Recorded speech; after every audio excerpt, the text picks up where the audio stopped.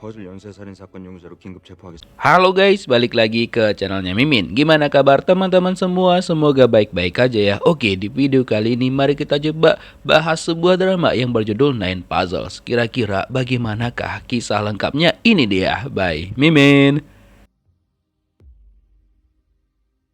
Pada suatu malam ada seorang anak perempuan yang bernama Yun Ina. Pada hari itu kebetulan hujan lebat, jadi dia baru pulang dari sekolahnya, lalu dia menaikin bus dan setelah itu dia turun dan sampailah ke rumahnya, dan ketika dia masuk ke rumahnya dia menemukan sesuatu hal yang janggal dan juga membuat dia terkejut. Dimana pas sampai di sana dia mencari-cari di mana keberadaan pamannya. Tapi ketika dia berjalan, dia melihat ada potongan puzzle. Dan setelah itu dia melihat ada cairan berwarna merah yang kental banget. Dan ternyata itu adalah milik dari pamannya Yun Ina. Dia bahkan gak tahu apa yang terjadi dan juga penyebab pamannya menjadi seperti itu. Dia hanya bisa terdiam dan gak lama setelah itu datanglah polisi ke sana. Mereka langsung ngecek tuh sebenarnya apa yang terjadi dan apakah ada tanda-tanda kalau misalkan pamannya Ina itu disakitin oleh orang lain. Nah, detektif yang bertugas untuk menyelesaikan kasus ini adalah Kim Han-seum. Dia telusurin semua, dia cek, dan keesokan harinya karena yang menemukan pertama kali adalah Ina, dia itu langsung diinterogasi sama polisi. Nah, namun ketika diinterogasi, ini tuh kebanyakan diam aja, bahkan dia memilih untuk mau pulang aja gitu loh. Tapi setelah dipaksa untuk bercerita, Ina menyatakan bahwa ya dia pulang sekolah, terus naik bus sampai di rumah, dan tiba-tiba dia melihat pamannya menjadi seperti itu. Nah, setelah itu dia benar-benar lupa apa yang terjadi. Pokoknya setelah dia melihat pamannya tergeletak tidak bernyawa, ART-nya memanggilnya dan ya udah gitu aja yang dia ingat. Nah, setelah itu detektif yang bertugas Kim Han-seum dia itu mengatakan bahwa dia curiga kalau misalkan korban dihabisi nyawanya oleh keponakannya sendiri, Yun Ina. Makanya setelah itu Han-seum langsung menginterogasi Ina. Tapi Ina nggak mau mengatakan apapun sama sekali. Kata dia itu nggak bersalah. Tapi Han-seum ini tetap kekeh bahwa yang menghabisi nyawa pamannya sendiri adalah Yun Ina. 씨가 죽였어요? Karena merasa bahwa dia udah disudutkan, akhirnya Ina mengatakan kepada polisi bahwa dia sudah mengatakan semuanya yang dia tahu dan dia pengen pulang pada saat itu juga. Setelah itu dia balik ke rumahnya lagi dan melihat-lihat di sana, kira-kira siapa tahu ada hal yang mengingatkan dia. Nah, akhirnya Ina teringat tentang puzzle yang dia temukan waktu itu. Terus dia kasihlah sama Han-seum, tapi lagi dan lagi Han-seum gak percaya sama dia. Nah, 10 tahun telah berlalu. Ina sekarang itu menjabat di kepolisian juga sebagai letnan. Dan sudah jauh lebih ceria dibandingkan yang sebelumnya. Tapi dia juga masih butuh ke psikolog untuk menyembuhkan lukanya karena melihat pamannya menjadi seperti itu beberapa waktu yang lalu.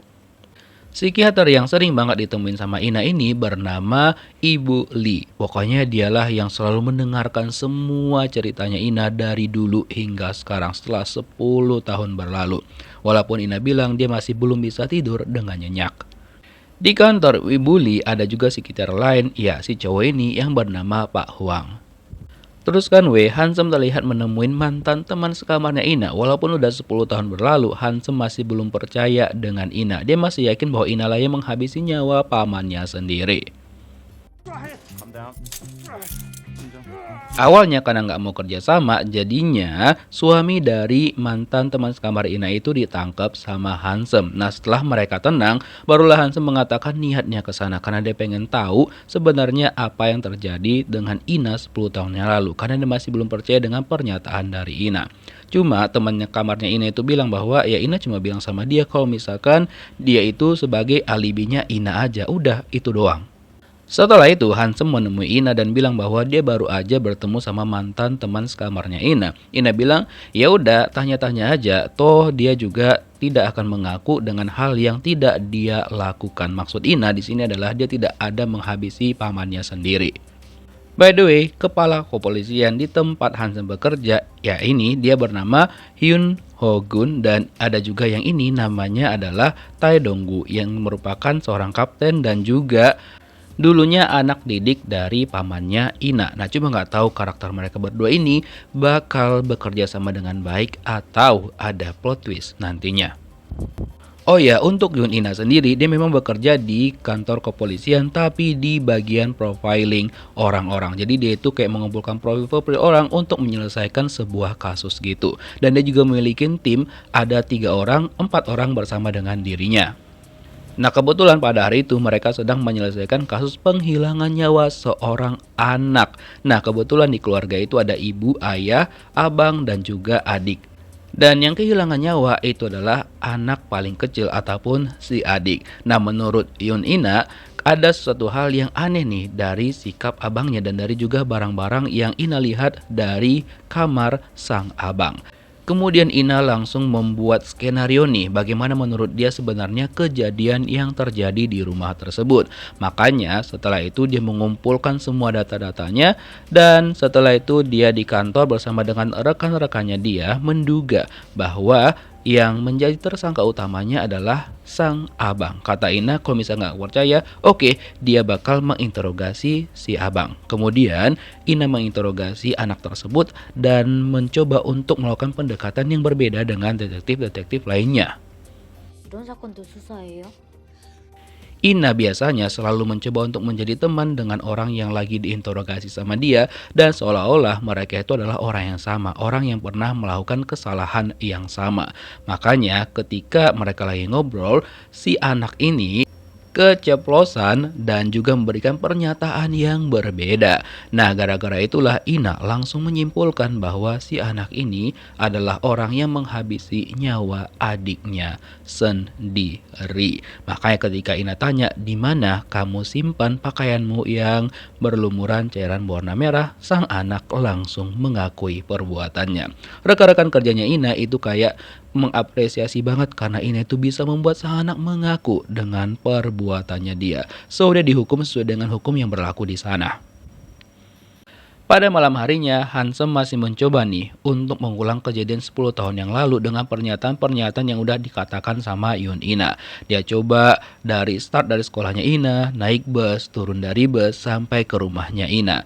Tapi memang sama sekali dia itu nggak menemukan kejanggalan sama sekali. Terus karena memang dia tuh terus berdiri di rumahnya Ina, jadinya pembantunya Ina itu menelpon polisi, hingga akhirnya dia disamperin tuh sama polisi. Jadi mereka itu langsung nanya sama Handsome apa yang dia lakukan di sana. Terus Handsome menjelaskan bahwa dia sedang melakukan investigasi terkait kasus 10 tahun yang lalu. Nah, jadinya kesalahpahaman itu langsung dapat diselesaikan karena Handsome memang bukan orang yang mencurigakan seperti yang dibilang sama pembantunya Ina. By the way, pada malam itu sekitar jam 8.45 malam, nah ada seorang perempuan yang bernama Lee Yongi. Jadi pada waktu itu dia bertemu dengan beberapa orang. Nah, tengah 10 malam dia tuh selesai mengadakan pertemuan dan memutuskan pulang ke rumahnya. Nah, dalam perjalanan sebenarnya polisi yang menemuin Handsome tadi itu sempat melihat si Lee itu menerobos lampu merah, cuma dia kan nggak bisa ngejar tuh karena masih lampu merah. Dan Lee Yongi tadi itu sampai ke apartemennya sekitar jam 10:07. 오기 전에는 가자고 했는데 Sementara itu di tempatnya Ina, ketika pembantunya sedang berpamitan kalau dia itu udah mau pulang, tiba-tiba Ina didatengin sama seorang kurir dan memberikan amplop warna kuning. Nah, ketika Ina buka bingkisan tersebut, ternyata itu isinya adalah puzzle lagi. Nah, paniklah Ina kan. Dia coba berlari ke rumahnya, terus dia cocokkan sama puzzle yang dia temukan 10 tahun yang lalu, yang ada di dekat pamannya, yang ternyata itu cocok banget. Dan kali ini gambarnya itu berupa perempuan dengan ikatan di bagian lehernya. Terus dia mencoba untuk ngasih tahu Kim Handsome, tapi enggak ngangkat sama sekali. Akhirnya Ina memutuskan sekitar jam 23:15 pergi ke apartemennya Handsome, tempat ibunya tinggal. Terus ditanyalah sama Ina apakah Handsome ada di rumah ataupun tidak. Ibunya Handsome mengatakan bahwa dia nggak tinggal bersama Handsome. So pada hari itu juga kebetulan Handsome nggak ada berkunjung ke rumahnya dia. Ina bilang oke lah nggak apa-apa karena dia datang sengaja karena Handsome itu nggak mengangkat teleponnya dia. Terus tiba-tiba Ina tuh lupa parkir di mana ya kan. Dia cari-carilah mobilnya. By the way mobilnya ini itu berwarna merah karena dia suka banget warna merah. Nah, terus dia lihat ada mobil warna merah parkir, tapi bukan mobilnya dia. Dan ketika dia mendekat ke mobil itu, dia melihat ada sesuatu di sana. Nah, ketika dia intip, ternyata ada seorang perempuan yang sudah kehilangan nyawanya. Lalu dia hubungilah polisi dan tim forensik pun dari kepolisian datang ke sana untuk melakukan pengecekan. Nah, setelah itu jam 23.50 polisi yang lainnya datang ke sana untuk melakukan pengecekan termasuk Kim Hansem. Ternyata perempuan itu adalah si Lee Myung yang tadi ada di bar. Dan karena penasaran, Hansem bertanya kepada orang-orang di sana siapakah yang menemukan Lee Myung itu terlebih dahulu. 죽었는 데가 있듯이었어? Setelah itu dia datang menemuin Ina dan menuduh Ina lagi lah yang menghabisi nyawa Lee Myung. Terus Ina mengatakan, ya udahlah terserah, yang penting dia datang ke apartemen itu hanya untuk menemui Hansem karena dia nggak angkat teleponnya Ina. Nah, setelah itu Ina menunjukkan bahwa dia menemukan potongan puzzle lainnya yang dikirimkan sama dia pada hari itu. Nah, tapi ketika dia menjelaskan sama Hansem, lagi dan lagi Hansem tuh belum percaya sama Ina dan menganggap bahwa Ina itulah yang mengarang semuanya. Setelah itu Hansem mengkonfirmasi sama ibunya dan benar dong kalau ibunya bilang bahwa Ina itu datang ke rumahnya mereka sekitar pukul 12 malam. Jadi itu tuh nggak sinkron dengan waktu kehilangan nyawa si Lee Myung itu yang dinyatakan sekitar pukul 9 dan juga 11 malam. Kemudian mereka melakukan pengecekan di CCTV apartemen tersebut, tapi belum ada hal yang mencurigakan sama sekali. Cuma ada satu aja, si Myung itu parkir di tempat yang nggak kejangkau sama CCTV. Kemudian Hansem juga mencoba untuk mencari tahu kapan si Ina itu datang. Kan bener nggak yang dibilang sama ibunya dan juga si Ina? Dan bener aja dong, Ina itu nggak berbohong sama sekali. Keesokan harinya, para polisi itu mendatangin apartemennya Lee Myung. Tapi mereka itu masih belum menemukan hal yang aneh bahkan di apartemennya Myung sendiri. Karena semuanya rapi, bersih, dan gak ada satupun tanda-tanda yang menyatakan Lee Myung itu kayak diserang sama seseorang ataupun gimana. Nah, setelah itu mereka memutuskan mengecek CCTV lagi di setiap lantai untuk memastikan siapakah pelakunya. Dan Hansem disuruh juga untuk pergi ke bar miliknya Lee Myung. Dan sebelum dia pergi ke sana, dia mengecek tuh laporan yang dibuat sama Ina. Dia dengarkan berkali-kali karena masih belum percaya dengan pernyataan yang dibuat sama Yoon Ina. Tapi tetap aja dia nggak bisa membuktikan bahwa Ina adalah pelaku yang sudah melakukan itu kepada Lee Myung. Bahkan Hansem mendatangin kantor psikolog yang biasanya Ina itu konsultasi di sana. Dan dia juga menemuin psikolog yang biasanya tempat Ina curhat, tapi Ibu Lee tidak mau mengatakan sama sekali karena itu informasi pribadi dari kliennya dia. So, dia itu nggak mau mengatakan apapun. Walaupun dipaksa sama Hansem, tetap aja Ibu Lee tetap diam. Setelah itu Ina mengetahui bahwa Hansem itu pergi ke tempatnya Ibu Lee. Terus dia bertanya apa tujuannya Hansem. Dan Ina juga memention nih sama Hansem bahwa bukanlah dia pelaku yang sudah menghilangkan nyawa pamannya. Dan dengan munculnya potongan puzzle itu setelah 10 tahun berlalu, Ina menyimpulkan kemungkinan besar ini adalah penghilangan nyawa secara berantai. Tapi lagi dan lagi Hansem nggak percaya dengan Ina. Nah, setelah itu dia mampir ke bar miliknya Lee Myung untuk bertanya sama bartender yang ada di sana. Kemudian diceritakan sama dia bahwa Ibu Lee Myung itu kemarin sempat bertemu dengan 4 orang pria dan seharusnya manajernya itu tahu siapakah nama orang yang berbicara dengan Lee Myung pada malam itu. Terus Hansem nanya apakah dia kenal dengan Ina. Si bartender bilang enggak tahu karena Ina juga nggak pernah datang ke sana sama sekali. Hansem masih aja nggak percaya sama Ina. Dan gongnya ternyata pengunjung yang datang ke barnya Lee Myung salah satunya adalah Hyun Ho Gun, bosnya Hansem. Nah, langsung diinterogasi lah sama Hansem dia. Nah, karena dia nggak terima dan juga dituduh sudah melakukan sesuatu itu kepada Lee Myung, jadinya dia marah banget dan meminta mereka untuk mengurus kasus ini dengan sebaik mungkin. Dan dia itu nggak bersalah sama sekali. Nah, kemudian ditelepon lagi lah sama Hansem.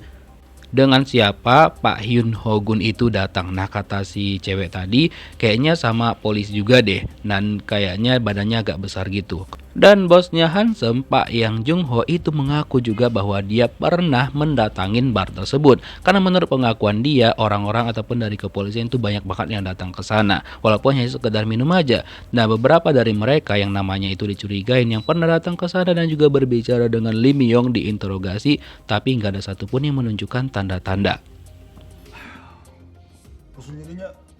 Dan ternyata Ina juga cukup curiga dengan Hyun Ho-gun. Terus diajaklah kepala kepolisian mereka itu bertemu dan menanyakan karena kan dia itu yang terakhir menelpon Lee Myung. Tapi dia tetap aja beralibi. Dan Ina menanyakan apakah dia kenal dengan pamannya dan juga Lee Myung.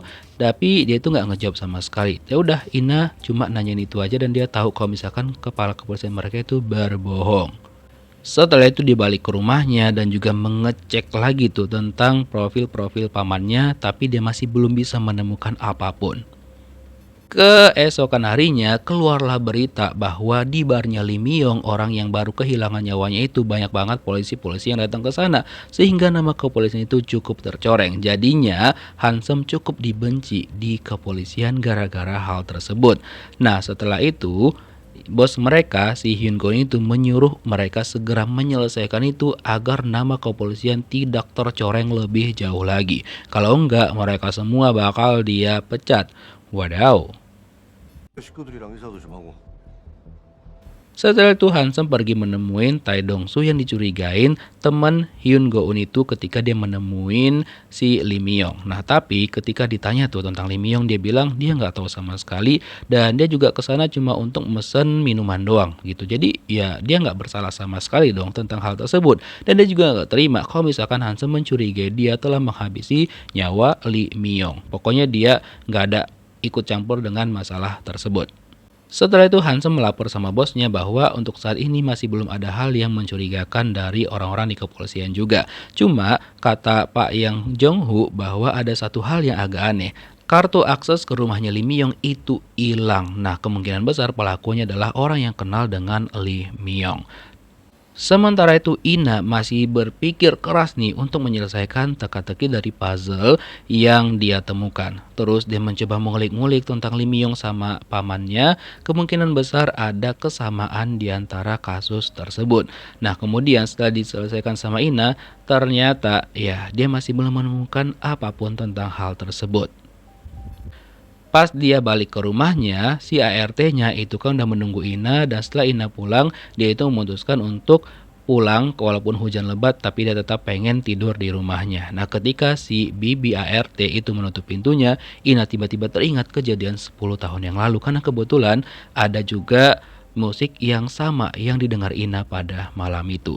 Dia ingat bahwa ternyata ada orang di belakang dia yang memperhatikan Ina yang kemungkinan besar adalah orang yang menghabisi nyawa pamannya. Jadi Ina diam aja dan gak mau melaporkan itu kepada kepolisian karena dia belum tahu siapakah orang tersebut. Karena kalau misalkan dia bilang, nyawa dia yang bakal terancam.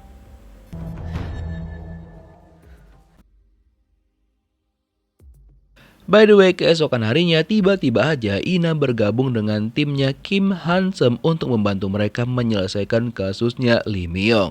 Nah, itu atas perintah dari kepala mereka, walaupun sebagian dari mereka nggak setuju termasuk Kim Hansem. Lalu Ina langsung menata mejanya di sana dan langsung bekerja. Karena masih penasaran, Hansem mengajak Ina untuk ngobrol berdua dan mereka langsung pergi ke tempat yang sepi. 너 여기 온 목적이 뭐야? Hansem bertanya apa tujuan Ina di sana dan mengapa dia itu tiba-tiba masuk ke dalam tim mereka untuk ngebantu menyelesaikan kasus Lee Myung. Nah, kata Ina, pamannya Lee Myung dan juga kepala kepolisian mereka itu kayaknya ada saling keterkaitan satu sama lain. Tapi Hansem tetap aja nggak percaya dengan apa yang dikatakan sama Ina. Bahkan dia marah sama Ina karena Ina terlalu berbicara santai kepada dia dan tidak menghormatinya sebagai seniornya. Setelah itu dia menemuin kepala kepolisian dan protes tentang hal tersebut. Terus si bos mereka bilang bahwa udah ikutin aja apa perintah yang sudah dia buat. Intinya ini itu bakal ngebantu mereka menyelesaikan kasus yang sedang berlangsung sekarang tentang Lee Myung untuk memulihkan nama kepolisian karena di berita nama kepolisian udah jelek banget. 이제 와서 기억이 나는 게 나 진짜 PTSD 맞아요? Setelah itu Ina datang menemuin psikolognya dan bertanya kenapa kok dia tiba-tiba ingat kejadian masa lalu dan dia juga baru tahu bahwa ternyata si killernya itu ada di belakang dia pada 10 tahun yang lalu. Kata psikolognya ya mungkin itu karena rasa bersalah dan kalau misalkan Ina pada saat itu menoleh ke belakang, kemungkinan besar Ina bakal kehilangan nyawanya juga. Dan dia nanya nih sama psikolognya, apakah psikolognya itu selalu percaya dengan apa yang dikatakan Ina. Psikolognya bilang, iya, dia selalu percaya dengan apa yang tentang ingatannya Ina. Sementara itu, timnya Hansem itu sedang memitingkan tentang kasusnya Lim Myong dan mereka bakal mencari tahu nih mulai dari CCTV yang ada di kediamannya Lim Myong. So mereka bakal ngecek semuanya dan menurut salah satu rekan mereka bahwa tempat parkirnya Lim Myong itu memang nggak bisa kedetek sama CCTV dan itu sangat-sangat mencurigakan. Jadi mereka langsung bergegas untuk mencari tahu melalui CCTV terlebih dahulu. Nah, pas Ina sampai ternyata semua orang udah kelar meetingnya, lalu dia melihat-lihat mejanya Kim Hansem. Pas dia lagi ngacak-ngacak berkasnya Hansem di sana, Choi San langsung bertanya apa yang sedang dilakukan Yeon Ina di sana. Terus Ina bilang, nggak ada kok, cuma yang ngeliat-ngeliat aja. Lalu Ina langsung pergi dari sana. Sementara itu Kim Hansem sedang mencek CCTV di hari kehilangan nyawanya si Lim Myong itu.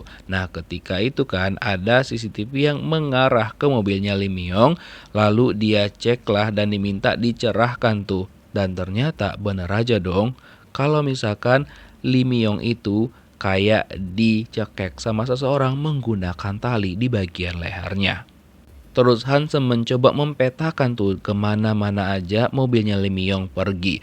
Nah setelah itu dia pergi ke parkiran juga dan ternyata Ina udah ada di sana. Menurut Ina bahwa orang yang sudah menghabisi nyawa Lim Myong itu memiliki pergerakan yang cukup bagus. Jadi dia nunggu momen yang tepat banget. Dia tunggu Myong itu masuk ke rumahnya. Bahkan kemungkinan besar mereka menunggu Myong sekitar 35 menit. Cuma yang buat penasaran selama 30 menit perjalanan Lim Myong dari tempat terakhirnya ke parkiran tersebut apa yang mereka bicarakan. Nah itulah yang harus mereka pecahkan. Nah setelah itu Hansem diajak sama Ina untuk makan bersama ibunya di rumahnya. Nah kemudian dia juga bertanya-tanya tentang masa lalu Kim Hansem, apakah dia pernah bawa cewek ke rumahnya, bawa teman ataupun siapapun itu. Kata ibunya Hansem, iya dia pernah bawa seorang teman dan sampai sekarang mereka masih berhubungan. Dan sesekali temannya itu masih datang ke sana. Cuma nggak disebutkan tuh temannya itu siapa namanya dan apakah cowok ataupun cewek. Dan setelah dari sana Ina memiliki panggilan untuk Hansem. 어이 카레남. Iya, dia memanggil Kim Hansem dengan sebutan bocah kari dan memutuskan bahwa dia bakal mempercayain Kim Hansem karena dia butuh rekan untuk menyelesaikan kasus tentang pamannya dia. Jadi dia secara nggak langsung sebenarnya meminta bantuan kepada Kim Hansem untuk menyelesaikan kasus tentang pamannya dia. Keesokan harinya, Hansem menunjukkan rekaman CCTV tentang Lim Myong yang sudah dia lihat kemarin kepada rekan-rekannya. Betapa kagetnya mereka melihat fakta tersebut. Jadi kartu penghuni miliknya Lim Myong itu hilang, kayaknya bukan dicuri, tapi menurut Hansem itu cuma motif mereka aja untuk mengelabuin penyelidikan. Nah kemudian Ina juga sudah menyelesaikan tuh profil tentang Lim Myong dan juga dia berikan sama rekan-rekannya termasuk kepada timnya Kim Hansem. Nah menurut Ina bahwa semua itu berhubungan dengan serial killer, tapi nggak ada satupun dari mereka yang percaya tentang hal tersebut. Apalagi Ina menghubungkan dengan kehilangan nyawa dari pamannya dia. Jadi Ina mengatakan dan juga menyimpulkan bahwa fix semua itu adalah hal yang berhubungan dengan serial killer. Tapi nggak semua orang setuju, bahkan mereka bilang kalau misalkan Ina itu hanya mengada-ada saja. Dan kali ini pendapatnya Ina itu didukung penuh sama Kim Hansem. Nah gak lama setelah itu datanglah kepala kepolisian mereka dan dia melemparkan laporannya Ina karena dia juga gak setuju dengan hal tersebut. Lalu dia panggil Ina ke ruangannya. Terus Ina bertanya tentang pamannya dan juga Lim Myong kepada si kepala kepolisian mereka ini. Tapi dia bilang ya dia nggak ada hubungannya dengan hal tersebut. Lalu Ina meminta sama si kepala kepolisian untuk jangan mengganggu dia. So biarin aja dia gitu. 그건 일리가 있잖아요.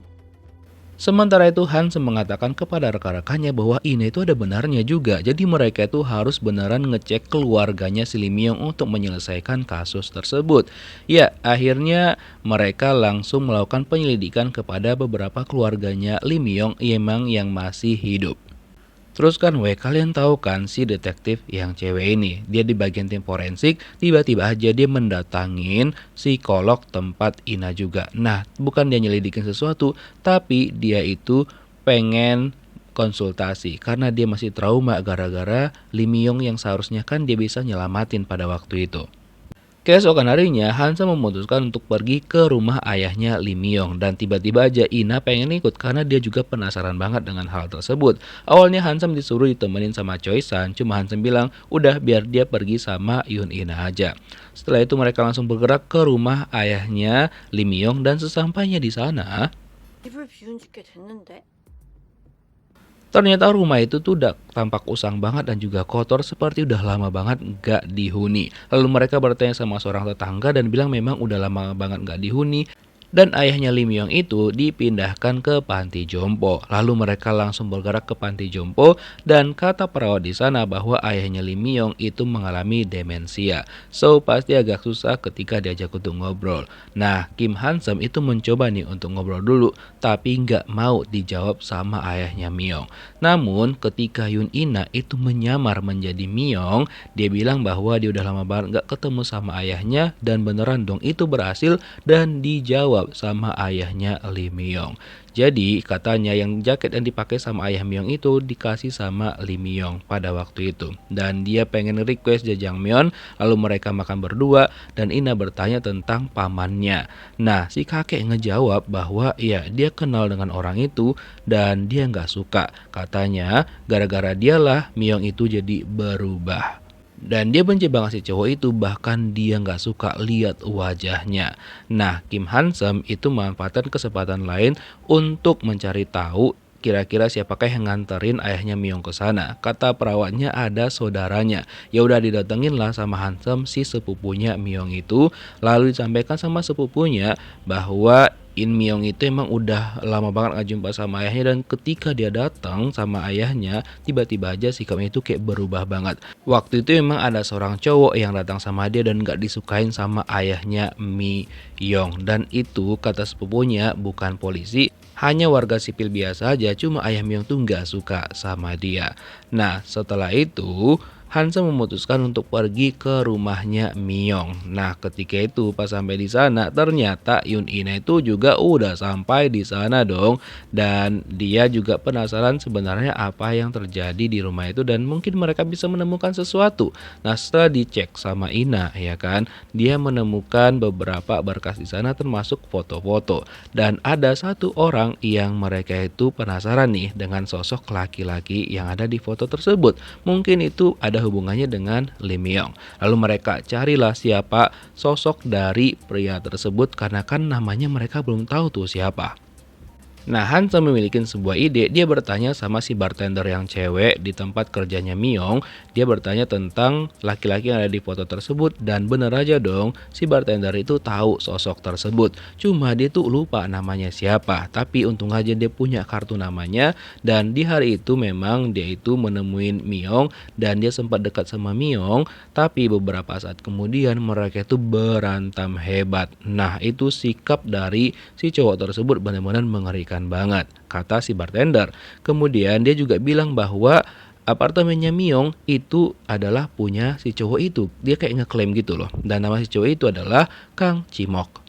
Lalu Hansen kasih tau lah sama timnya dia, lalu mereka bergerak untuk pergi ke rumahnya Kang Chimok. Ada juga yang pergi ke tempat kerjanya, cuma kata bosnya Chimok dia itu nggak masuk pada hari itu. Nah bahkan di rumahnya juga kata istrinya Chimok itu nggak ada, bahkan nggak pulang gitu. Dan Yun Ina itu masih penasaran Kang Chimok nih siapa gitu kan. Nah belum juga kelar itu kasus, tiba-tiba aja ada nih koper yang dijatuhkan ke sebuah sungai ataupun waduk. Apalagi kah itu? Beberapa hari sebelumnya, Kang Chimok terlihat pergi ke sebuah hotel untuk bertemu dengan seseorang. Masuklah dia ke sebuah kamar 510, dan di situ ada kegiatan yang mengeluarkan cairan berwarna merah seperti tubuh manusia yang dipotong-potong gitu. Lalu terlihat Kang Chimok keluar dari sana menggeret koper warna merah yang dijatuhkan di sungai ataupun waduk tadi. Nah kebetulan yang menjatuhkan koper tersebut ada 2 orang. Berarti Chimok itu ada bersama dengan rekannya. 강치목이 어제부터 집에 안 왔다니까 최선은 출국. Hansam dan juga timnya itu masih berusaha mencari di mana keberadaan dari si Kang Cimok ini. Pokoknya mereka harus segera menemukannya. Dan mereka mencari di mana Kang Cimok ini memarkir mobilnya yang terakhir. Setelah dicari-cari, akhirnya Yang Jung Ho itu menemukan mobilnya si Kang Cimok. Lalu mereka ceklah CCTV, Kang Cimok terlihat keluar dari mobil itu, cuma habis itu nggak ada balik lagi. Nah, Hansam penasaran sebenarnya apa di balik area tempat tersebut. Lalu besoknya dia pergi ke sana, ternyata cuma ada hutan dan tembok tinggi. Lalu dia mencoba untuk memanjat, dan karena dia memanjat itu, tangannya menjadi luka. Nah, setelah itu mereka melakukan pengecekan di mobilnya Cimok, cuma nggak ada ketemu apapun, seperti udah dihilangin jejaknya gitu loh. Terus dikonfirmasilah sama Hansam melalui temannya si Choi San, bener nggak kalau misalkan Cimok itu sempat mampir ke waduk ataupun gimana. Nah, kata temannya iya emang sempat dia mampir ke sana, cuma setelah itu tuh nggak tahu di mana.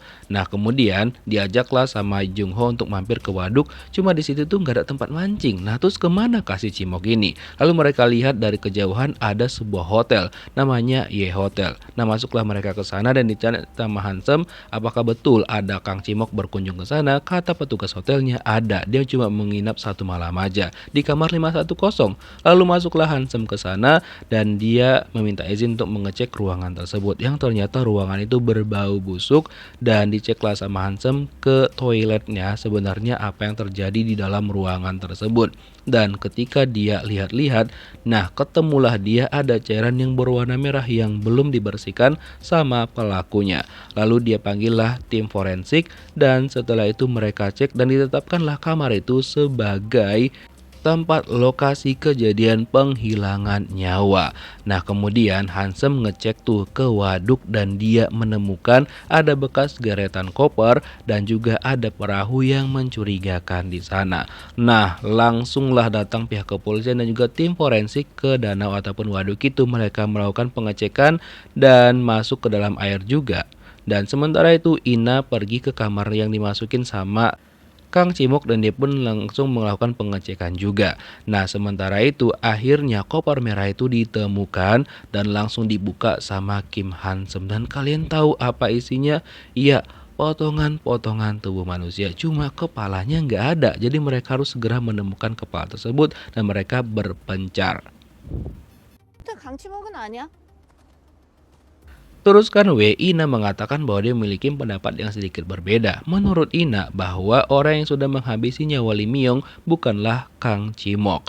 Tapi itu nggak disetujuin sama Hansam. Kata Hansam kan di mobil itu udah ada sidik jarinya si Myung dan juga si Kang Cimok. Jadi udah pastilah dia itu yang menghabisi nyawanya Myung. Tapi Ina tetap kekeh bahwa enggak, bukan Kang Cimok pelakunya. Apalagi itu tidak mendapatkan potongan puzzle, jadi kasusnya belum selesai. Kalau misalkan kasusnya diselesaikan dan juga ketebak sama Ina, potongan puzzle-nya bakal dikasih sama dia. Justru menurut Ina, jasad yang ditemukan itu adalah Kang Cimok. 강치목 DNA랑 일치한단다. Dan bener aja dong gongnya, keesokan harinya Yang Jung Ho bilang sama Kim Hansam dan juga timnya bahwa jasad tersebut adalah Kang Cimok. Jadi penasaranlah mereka siapakah orang yang memakai pakaiannya Kang Cimok dan seakan-akan bertindak sebagai dirinya. Terus kan Ina itu tiba-tiba aja bertanya sama ART-nya bagaimana pamannya itu.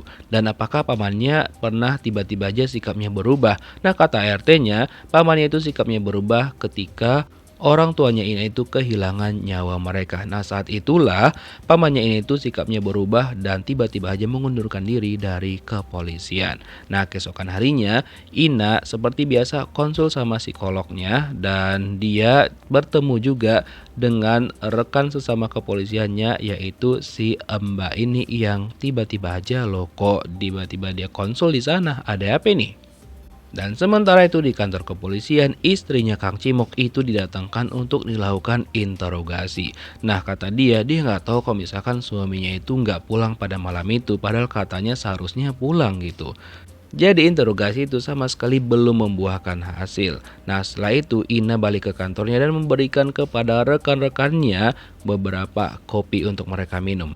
Terus dia juga kembali meyakinkan Kim Hansem bahwa bukan Kang Cimoklah yang menghabisi nyawanya Lee Myong. Tapi tetap aja Hansem masih belum percaya dengan apa yang dikatakan sama Ina.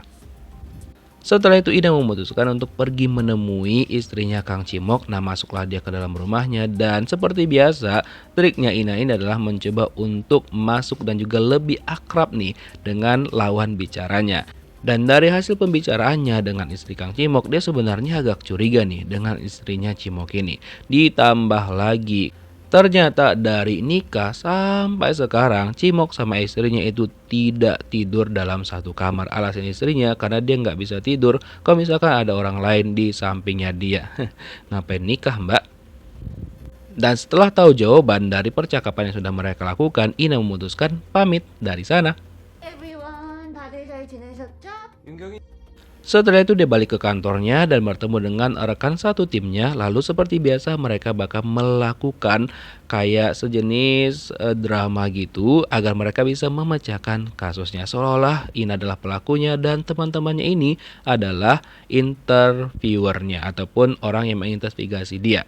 Nah, kemudian dari sana mereka menemukan jawabannya bahwa kemungkinan besar kalau misalkan istrinya Kang Cimoklah pelakunya, dialah yang sudah menghabisi nyawa suaminya.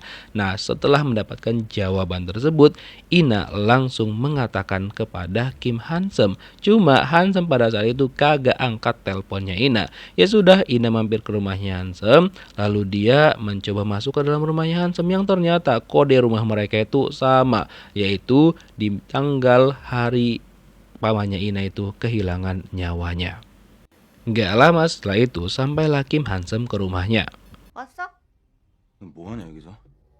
Kagetlah dia, loh kok Ina bisa ada di dalam rumahnya dan kok bisa tahu kode rumahnya. Terus Ina bilang ya kebetulan kode rumah mereka itu sama.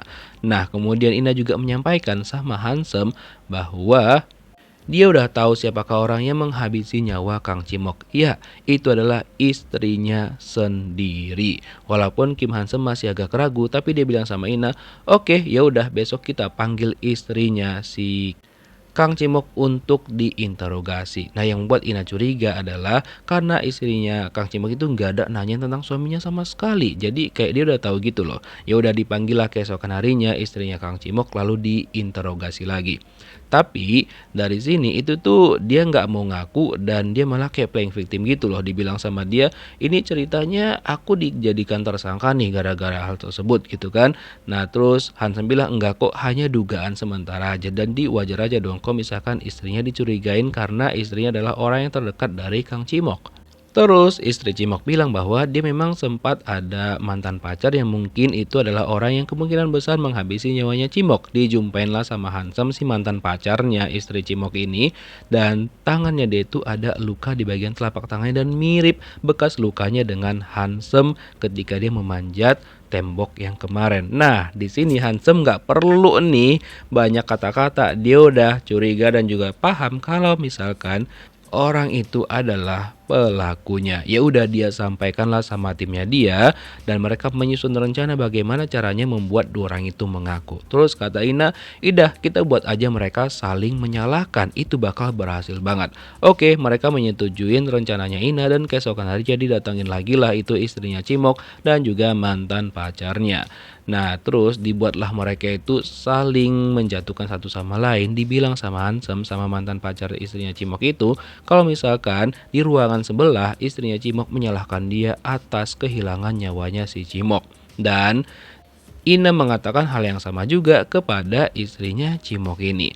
Nah kemudian dari sanalah tanpa sengaja si istrinya Cimok itu mengakulah kalau misalkan dialah pelakunya. Dan di kamar hotel tersebut pas si Cimok masuk, dia sama mantan pacarnya itu melakukan ini. Istri Cimok memotong-motong bagian tubuh Cimok, lalu mereka membuangnya ke waduk. Setelah itu akhirnya ditemukanlah di mana potongan tubuh Cimok yang lainnya di hutan. Dan setelah itu diberitakanlah dan beritanya cukup besar banget dan itu membersihkan nama kepolisian. Jadi si kepala kepolisiannya senang banget karena kasusnya berhasil diselesaikan dan nama mereka itu jadi pulih lagi. Lalu Ina memberikan hadiah kepada rekan-rekan kerjanya Kim Hansem berupa topi dan mereka berterima kasih juga sama Ina karena sudah membantu mereka menyelesaikan kasus itu. Cuma Ina bilang enggak kok, kasusnya belum terselesaikan karena yang menghabisi nyawa Lee Myung itu bukan Kang Ji-mok. Karena masih penasaran, Hansem nanya sama Ina, terus siapa yang menghabisi nyawanya Lee Myung? Ina bilang dia belum yakin, jadi dia masih menyelidikinya dulu dan nantinya dia bakal kasih tahu sama Kim Hansem tentang hal itu. Nah malamnya pas Ina sampai ke rumahnya, tiba-tiba aja di tempat surat depan rumahnya ada amplop kuning lagi. Lalu dia ceklah berkas itu, ya ternyata ada potongan puzzle lagi yang dia terima dan yang mengirimkannya itu sedang mengamati Ina dari kejauhan. Siapakah dia? Sebelum memberikan potongan puzzle itu kepada Ina, ternyata si killer sengaja menggoresnya seperti ini, bagian potongan-potongan tubuh yang mirip dengan bagian tubuhnya Kang Ji-mok. Dan ruangan ini adalah tempat dari si killer. Nah kemudian setelah menerima potongan puzzle itu, Ina langsung menggabungkannya dengan puzzle-puzzle yang lain. Dan baru ada 3 potongan puzzle. Tapi Ina itu masih bingung sebenarnya apa yang dia lewatkan. Nah keesokan harinya dia bertanya tuh sama rekannya dia, kira-kira apa sebenarnya yang terjadi. Terus temannya itu bilang bahwa dia setuju bahwa ini kemungkinan besar adalah penghilangan nyawa secara berantai. Cuma yang menjadi pertanyaan, kenapa serial killer ini tidak melakukannya sendiri, malah memanfaatkan orang lain untuk melakukan penghilangan nyawa sesuai dengan keinginannya dia. Karena masih penasaran, Yoon Ina memutuskan untuk pergi menemuin istrinya Kang Ji-mok. 반가워요. 잘 지내셨죠? Yoon Ina langsung menunjukkan puzzle tersebut kepada istrinya Kang Ji-mok. Dia itu agak bingung juga karena kok persis banget dengan potongan-potongan yang dia buat sesuai dengan tubuhnya Kang Ji-mok. Tapi dia beneran gak tahu tentang puzzle tersebut. Terus dia nanya, kemarin itu bagaimana mereka menemukan koper yang mereka tenggelamkan ke dalam waduk. Nah terus Ina bilang, ya kan ada bekas geretan kopernya. Terus istri Kang Ji-mok bilang, tunggu, kami tuh ngegotong kopernya loh, nggak ada kami geret-geret. Dan dia juga baru sadar bahwa pada waktu itu ada seseorang yang memperhatikan dia yang kemungkinan besar adalah si serial killer. Sementara itu belum juga kelar kasus tersebut, ada lagi tuh ditemukan orang yang kehilangan nyawanya yang diketahui bernama Pak Choi. Nah dia ditemukan kehilangan nyawa di rumahnya. Namun anehnya tidak ada ditemukan tanda-tanda perlawanan yang dia lakukan, kayak dia tuh kehilangan nyawa sendiri gitu loh. Nah gak lama setelah itu Ina juga mampir ke sana karena dia juga penasaran dengan hal tersebut. Kemudian seperti biasa Kim Hansem dan juga yang lainnya mengecek melalui CCTV. Mereka melihat ada sekitar 4 orang yang masuk ke dalam ruangan tersebut termasuk si korban. Nah terus mereka berusaha untuk menanyain tuh 3 orang yang masuk ke ruangan tersebut yang merupakan teman-teman dekatnya Pak Choi. Nah ketika ditanya sama mereka, awalnya pada malam itu mereka berempat memutuskan untuk minum bersama. Tapi salah satu antara mereka, si bapak yang ini, dia memutuskan untuk pulang. Jadi tinggallah mereka bertiga. Terus satu lagi itu juga memutuskan pulang. Sehingga ada sekitar 2 orang lagi yang ada di sana. Nah tapi dia itu juga bilang kalau misalkan setelah itu dia izin ke toilet sebentar. Nah ketika dia balik dari toilet, dia sudah menyaksikan bahwa Pak Choi itu udah kehilangan nyawanya. Jadi dia memikirkan apakah ada yang berusaha untuk meracunin bapak itu ataupun gimana gitu. Dan setelah diotopsi, ternyata penyebab Pak Choi itu kehilangan nyawanya karena dia keracunan nikotin. Karena semakin rumit nih, jadinya Hansem dan juga timnya memutuskan untuk meeting bersama dan mereka masih bingung untuk menentukan siapakah kira-kira pelakunya dan mengapa mereka melakukan hal itu. Dan Ina memiliki pendapat yang lain nih dengan timnya dia, dimana timnya bilang bahwa bisa aja kalau misalkan TKP-nya itu dirusak oleh orang lain, jadi seakan-akan dibuat itu penghilangan nyawa, padahal sebenarnya enggak.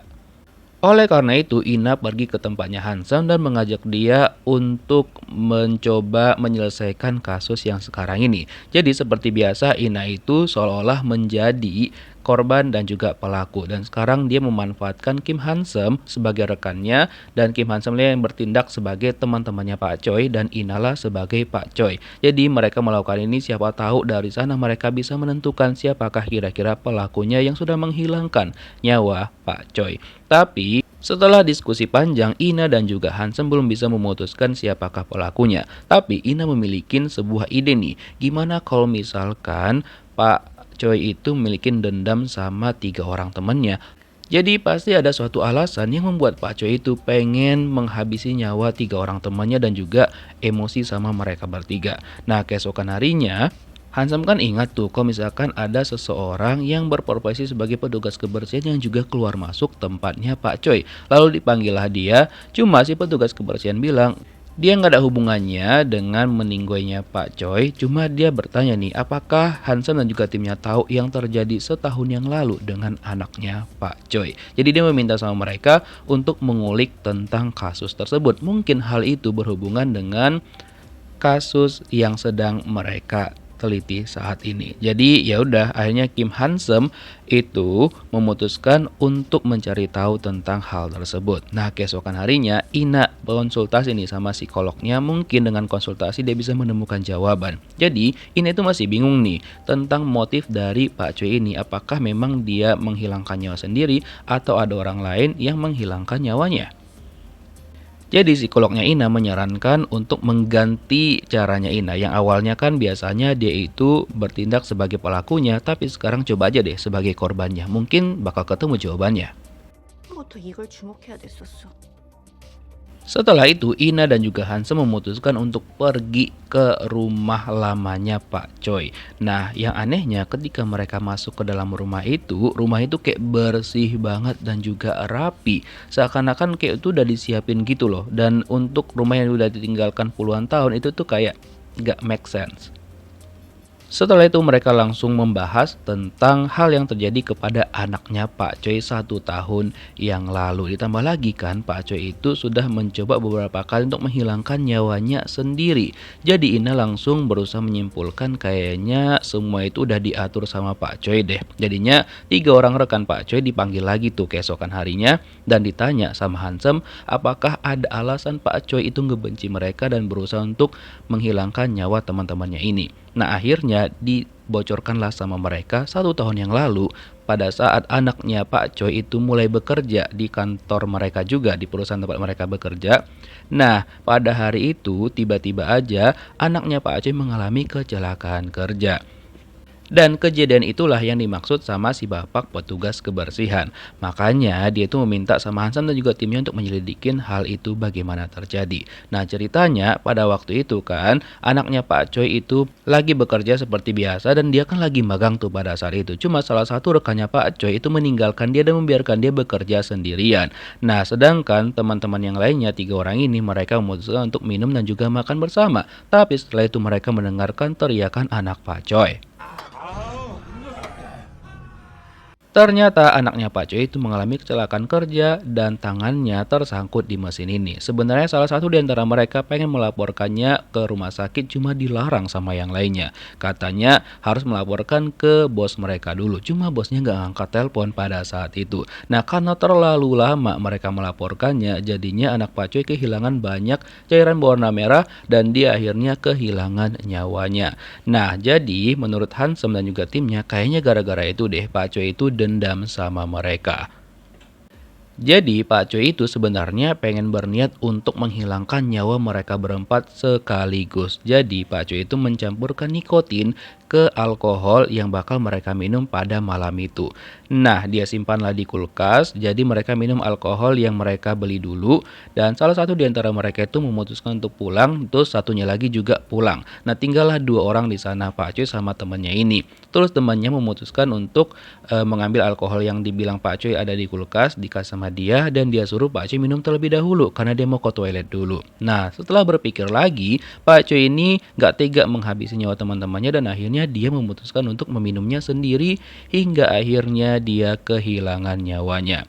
Jadi dia mungkin mengubah niatnya, dia sengaja menghilangkan nyawanya sendiri sehingga teman-temannya itu merasa bersalah akan hal tersebut. Jadi itu tujuan dari Pak Choi ini. Wow.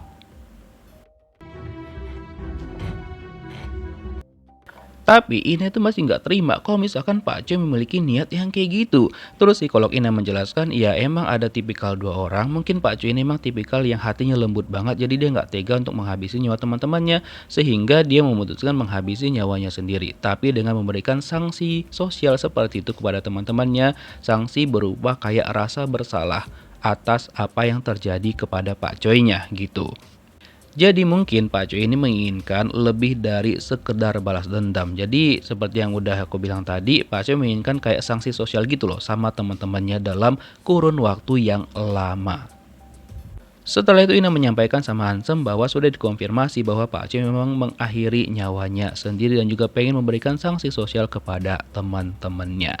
Nah setelah kelar nih masalah Pak Choi, Ina mengatakan bahwa dia sudah menemukan lagi satu potongan puzzle dan dia memberikan potongan puzzle itu sama Hansem dan Hansem kaget banget ternyata di potongan puzzle terbaru itu ada potongan-potongan tubuh sesuai dengan tubuhnya Kang Cimok. Dan tiba-tiba Ina berpikir bagaimana kalau misalkan ketiga orang itu bukan korban melainkan mereka adalah pelakunya. Dan si serial killer itu pengen memberikan pelajaran kepada mereka dan mungkin kepingan potongan puzzle-nya bisa lebih dari 3, ada 6, 9 atau lebih. Kalau misalkan pendapat Ina benar, kira-kira apakah yang terjadi ya? Setelah asik berbincang-bincang sambil minum, Kim Hansem ketiduran dan ketika dia bangun keesokan paginya dia tidak melihat ada Yoon Ina di sana.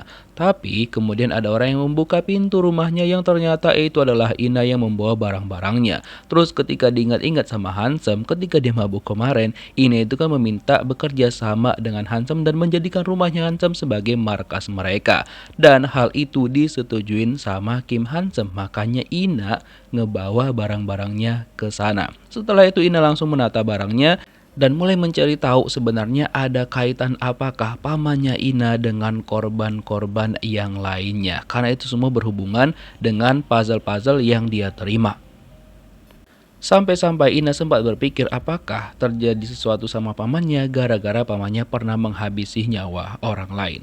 Kemudian ketika Ina mencek riwayat teleponnya Kang Cimok, dia menemukan ada riwayat telepon 3 kali dari orang yang bernama Do Yun Soo. Nah kata Hansem, Do Yun Soo itu memang sempat nelpon dia sebanyak 3 kali. Dan ketika Hansem nanya sama ketuanya yang Jung Ho, menurut dia itu juga cukup mencurigakan. Namun hingga saat ini Pak Yang belum ada pergi menemuin Do Yun Soo itu. Nah setelah itu ternyata Ina udah gercep duluan pergi menemuin Do Yun Soo. Gak lama setelah itu Ina langsung sampailah ke kantornya Do Yun Soo dan bertanya tentang Kang Cimok. Dan dia bilang dia gak kenal sama sekali. Terus nanya tentang Lee Myung dan juga pamannya Ina. Lagi-lagi Do Yun Soo bilang dia gak kenal sama sekali. Terus Ina memperingatkan sama Do Yun Soo kalau si killernya itu sedang berkeliaran dan kemungkinan besar nantinya Do Yun Soo bakal jadi korban selanjutnya. Tapi Do Yun Soo beneran gak mau mendengarkan Ina dan bilang sama dia bahwa dia gak peduli sama sekali. Dia cuma pengen Ina pergi dari sana. Tapi Ina memperagakan nih sama Do Yun Soo kalau nantinya si killer bakal menusuk sesuatu di bagian lehernya Do Yun Soo. Bagaimana? Namun bukannya dia takut, dia malah mengusir Ina untuk segera keluar dari sana. Dan di pintu depan, Ina bertanya sama sekretarisnya Jo Yun Soo apakah dia pernah mengenal atau melihat Kang Cimok datang. Dia bilang enggak, tapi Ina tahu kalau misalkan dia itu sedang berbohong. Sementara itu, Hansem pergi menemuin istrinya Kang Cimok. Dia bertanya tentang Do Yun Soo. Nah istri Kang Cimok bilang dia nggak tahu namanya, tapi ketika ditunjukin fotonya sama Hansem, dia bilang iya dia tahu dan dia memang sempat melihat suaminya sama Do Yun Soo itu akrab banget dan juga mengatakan pernah sukses bersama. Tapi beberapa saat setelah itu mereka berdua sering banget ribut satu sama lain, jadinya nggak akrab lagi. 왔어? Setelah itulah Hansem bilang sama Ina kalau misalkan Do Yun Soo sama si Kang Cimok itu pernah sukses bersama. Jadi itu mengisyaratkan mungkin mereka berdua pernah bekerja sama secara finansial dan saling menguntungkan satu sama lain.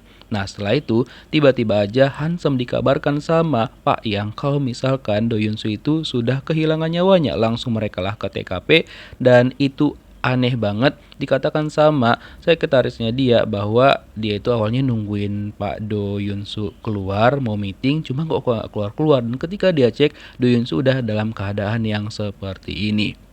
Terus Ina bilang sama mereka bahwa tadi pagi itu masih sempat jumpa sama Do Yunsu dan juga ngobrol-ngobrol, dan ketika dicek sama Ina, nah masalahnya perkataan Ina yang tadi itu persis banget dengan yang terjadi sama Do Yunsu. Ada yang nusuk di bagian lehernya dia.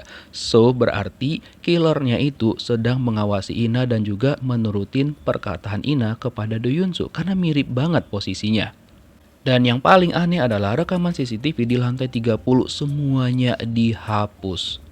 Kemudian Hansem dan juga Ina pergi ke rumah sakit untuk melihat hasil dari tes forensik tentang tubuhnya si Do Yunsu, dan ketika itu pas lagi nunggu tiba-tiba aja ada kurir yang mengirimkan potongan puzzle lagi sama Ina. Dan kali ini potongan puzzlenya bergambar badut. Setelah itu datanglah dokter dan mengatakan bahwa penyebab kehilangan nyawa dari si Do Yunsu itu karena memiliki kadar insulin di dalam tubuhnya yang melebihi kadar dari normalnya. Dan menurut dokter kayaknya seseorang sengaja menyuntikkan insulin ke si Do Yunsu dengan cara berlebihan, makanya dia kehilangan nyawanya. Terus kan terkait dengan potongan puzzle yang diterima sama Ina tadi, Hansem penasaran kenapa si killer itu tahu keberadaan Ina di mana, apakah dia mengamatinya ataupun enggak. Tapi Ina nggak ngejawab, dia langsung pergi ke rumahnya dan menggabungkan potongan-potongan puzzle tersebut, sehingga dia bisa melihat bahwa puzzle-puzzle itu kayaknya ada di sebuah taman hiburan. Dan dia jadi penasaran banget apakah orang-orang yang sudah menjadi korban itu ada hubungannya dengan taman hiburan tersebut. Terus Ina bilang sama Hansem dia bakal pergi ke taman hiburan itu. Dan dia juga penasaran kenapa si killernya itu membiarkan dia hidup hingga saat ini. Seharusnya kan ketika di rumahnya waktu 10 tahun yang lalu si killer itu bisa menghabisi nyawanya. Kemudian Ina mencari di mana taman hiburan sesuai dengan gambar yang ada di puzzle itu. Hingga akhirnya dia menemukannya, ternyata taman hiburan itu bernama Dreamland. Yang awalnya Ina kira itu nggak ada taman hiburannya, tapi ternyata nyata adanya. Keesokan harinya, Hansem dan juga Pak Yang Jung Ho pergi menemuin orang yang kenal dengan Do Yunsu. Jadi mereka bertanya, karena seharusnya orang ini itu bertemu sama Do Yunsu kemarin. Terus dia bilang, iya benar, dan di sini tuh banyak banget yang benci banget sama si Do Yunsu itu. Dan dia juga sempat kenal orang yang sering banget bersama Do Yunsu, dan mereka juga berbisnis yang bernama Kang Cimok. Tapi hubungan pertemanan mereka itu cukup aneh karena mereka sering banget bertengkar satu sama lain, dan tiap kali mabok Kang Cimok tuh sering banget minta apartemen sama Do Yunsu. Sementara itu Ina akhirnya sampai di taman hiburan yang dia cari, dan kata petugas di sana taman hiburan itu setelah 33 tahun buka bakal ditutup di akhir bulan. Dan ketika Ina bertanya apakah selama 33 tahun buka adakah kecelakaan atau gimana, si petugas itu bilang nggak pernah sama sekali, satu pun nggak ada kasus yang seperti itu. Setelah itu Ina balik ke rumahnya Hansem dan menceritakan semuanya. Bahkan Hansem juga kaget, ternyata taman hiburan itu beneran ada. Cuma yang paling membingungkan adalah motif dari si killer itu apa sebenarnya, dan apakah nantinya korban terakhirnya adalah Ina di puzzle yang terakhir, who knows ya kan. Nah setelah itu Ina pergi ke suatu tempat, tapi Kim Hansem malah ngikutin dia. Katanya dia masih penasaran banget dengan teka-teki Do Yunsu apakah ada hubungannya dengan Dreamland itu ataupun enggak. Mungkin dia pemilik Dreamland itu atau ada saham ataupun gimana. Nah kemudian Ina ngebawa Hansem jalan-jalan sambil dia nyetirnya ngebut banget. Dan ketika itu Hansem melihat ada orang yang mengikuti mereka dari belakang. Dan kebetulan pada saat di lampu merah Hansem memanfaatkan kesempatan itu untuk mencari tahu siapa orang yang ikutin mereka dari belakang sedari tadi. Tapi orang itu nggak mau keluar dari mobilnya. Dan ya, yang paling mengejutkan adalah Ina bilang dia yang sengaja nyuruh orang itu untuk ngikutin mereka dan juga memotret. Karena dia pengen tahu bagaimana rasanya diikutin. Entah apa maksud Ina. Keesokan harinya, Hansem dengan Choi San mereka pergi ke kantornya Do Yunsu lagi dan bertanya sama sekretarisnya dia, apakah foto-foto yang mereka bawa itu barang-barangnya adalah milik Pak Do Yunsu ataupun tidak. Terus Choi San sadar bahwa tunggu dulu, kemarin ada sapu tangan deh ya aku lihat, tapi kok di fotonya nggak ada ya. Nah Terus Hansen bilang, beneran yakin nggak? Choi-san bilang, iya, dia yakin banget bahwa ada sarung tangan. Terus diceklah sama Hansen barang-barang dari yang udah dikumpulkan sama tim forensik, tapi nggak ada sama sekali si sarung tangan itu. Tapi Choi-san berkeras, dia bilang, aku yakin banget ada sarung tangan.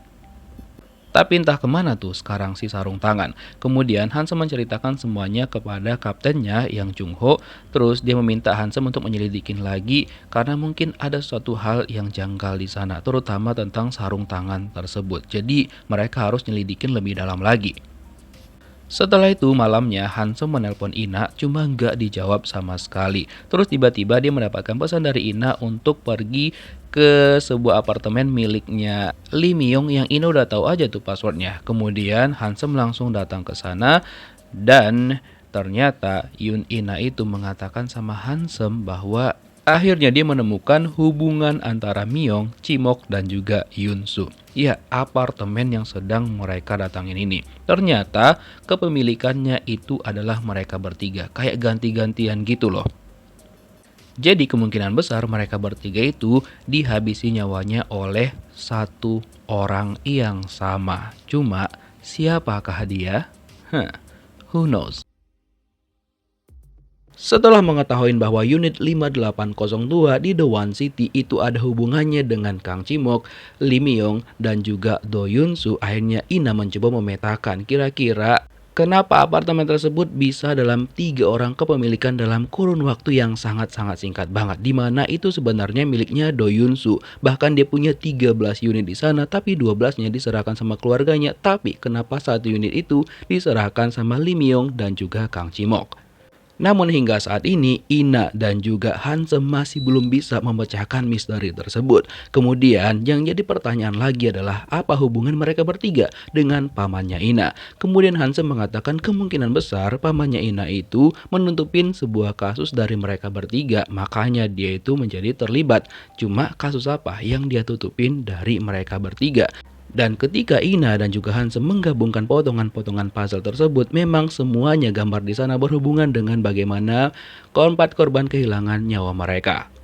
Keesokan harinya, Hansen bertanya kepada Tae Dong-su bagaimana pendapatnya tentang pamannya Ina. Karena kebetulan paman Ina itu adalah mentornya dia dulunya.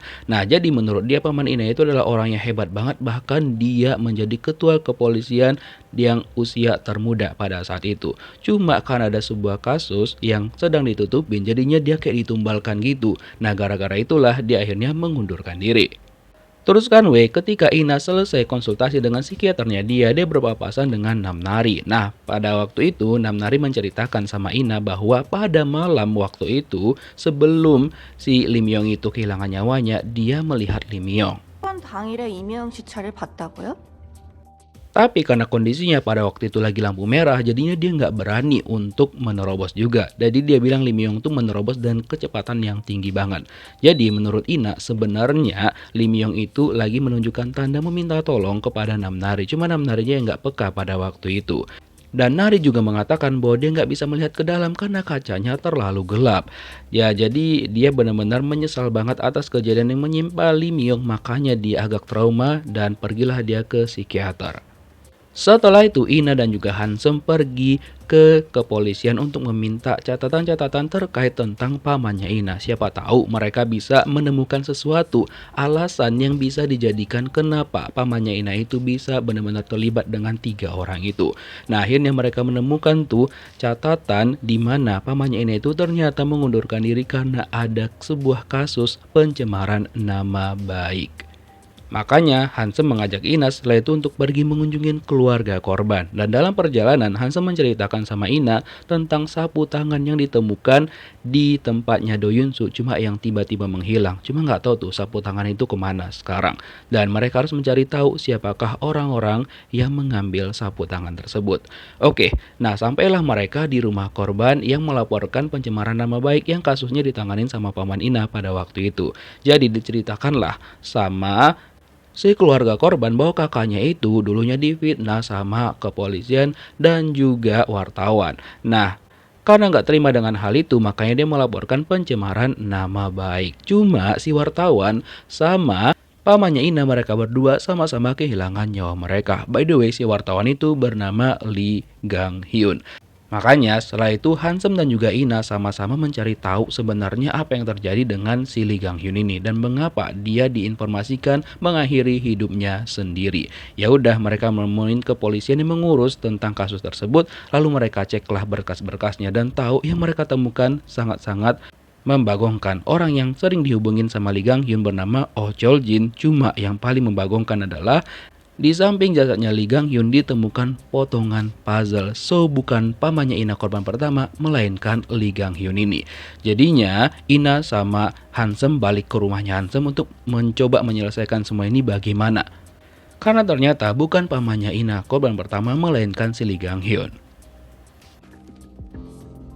갑자기 연가를 쓰겠다니. Keesokan harinya, Hansem mengajukan untuk cuti tahunan karena dia pengen menyelidikin hal itu dengan Ina. Tapi cuti tahunnya itu ditolak sama Yang Jung Ho. Katanya sama Hansem, kamu beneran percaya sama Ina? Karena katanya dia curiga banget sama Ina karena di hari meninggoynya si Lee Gang Hyun itu, ternyata pada malam itu ada Ina di lokasi kejadian. Cuma dia nggak berani untuk menyelidikin kasus lebih lanjut karena dihalangin sama pamannya Ina. Karena alibinya Ina pada waktu itu mengatakan bahwa dia lagi ada di atap. Setelah itu Hansem pergi menemuin seseorang, polisi juga, di mana dialah yang menggantikan Jung Ho untuk menanganin kasusnya Lee Gang Hyun. Nah kata dia memang ada yang aneh tuh di jasadnya Lee Gang Hyun, gak mungkin dia bundir kayak gitu aja, apalagi ada potongan teka-teki yang ditemukan di samping jasadnya dia yang rapi banget. Ditambah lagi bagian kepala jasadnya ditutupin dengan plastik, dimana itu nggak lazim banget untuk orang-orang yang melakukan bundir. Terus Ina mencarilah berkas-berkas untuk penyelidikan tentang kehilangan nyawanya Lee Gang Hyun dan dia menemukan potongan dari puzzle tersebut. Ternyata potongannya bergambar orang yang memotret tapi bagian matanya itu kayak dijahit. 그럼 양정화 알겠네. Terus si detektif yang ngobrol sama Hansem itu mengatakan bahwa Jung Ho lah dulu yang menanganin kasus tersebut. Cuma entah kenapa setelah itu dia tiba-tiba dipindahkan ke kantor pusat. Nah kagetlah si Hansem kan, karena dia nggak tahu selama ini tentang hal tersebut karena nggak pernah dibilang sama Jung Ho.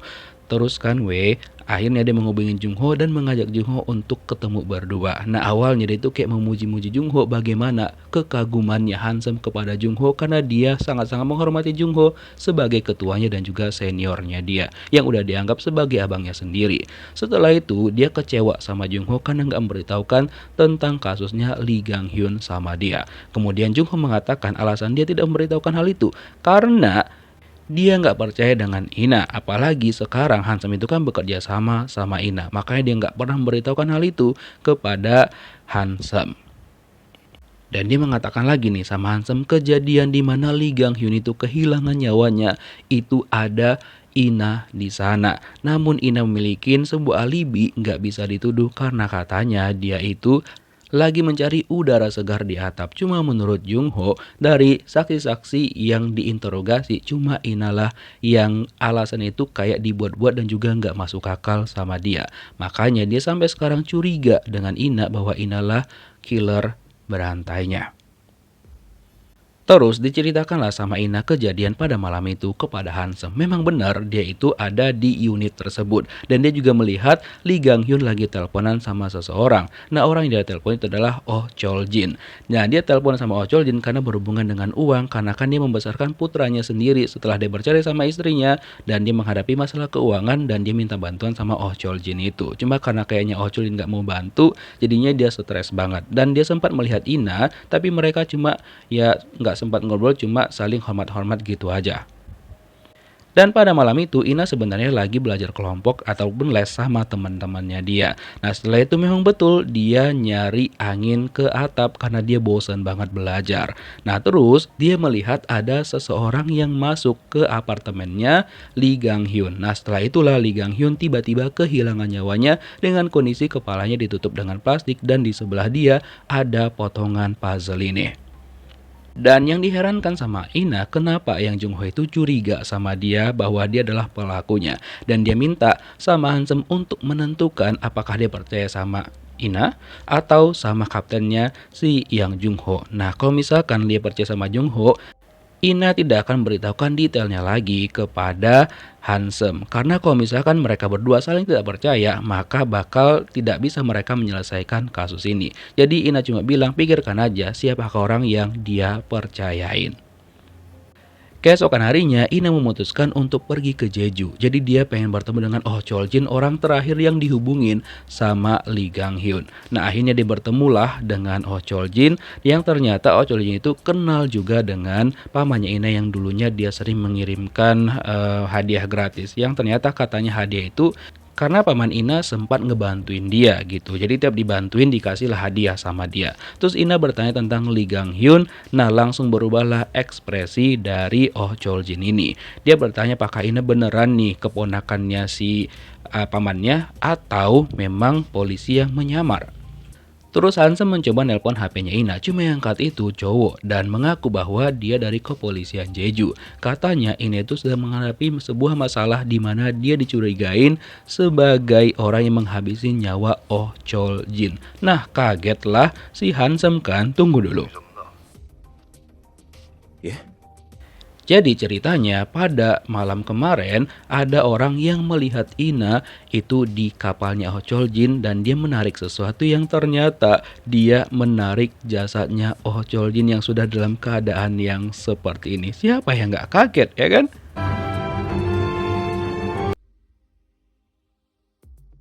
Nah ternyata cerita yang sebenarnya meninggoinya Oh Chol-jin gak ada kaitannya sama sekali dengan Ina. Jadi pada siang itu Oh Chol-jin rencananya bakal pergi berlayar sendiri. Nah ketika dia lagi bersantai dan juga berlayar, kebetulan dia lagi minum.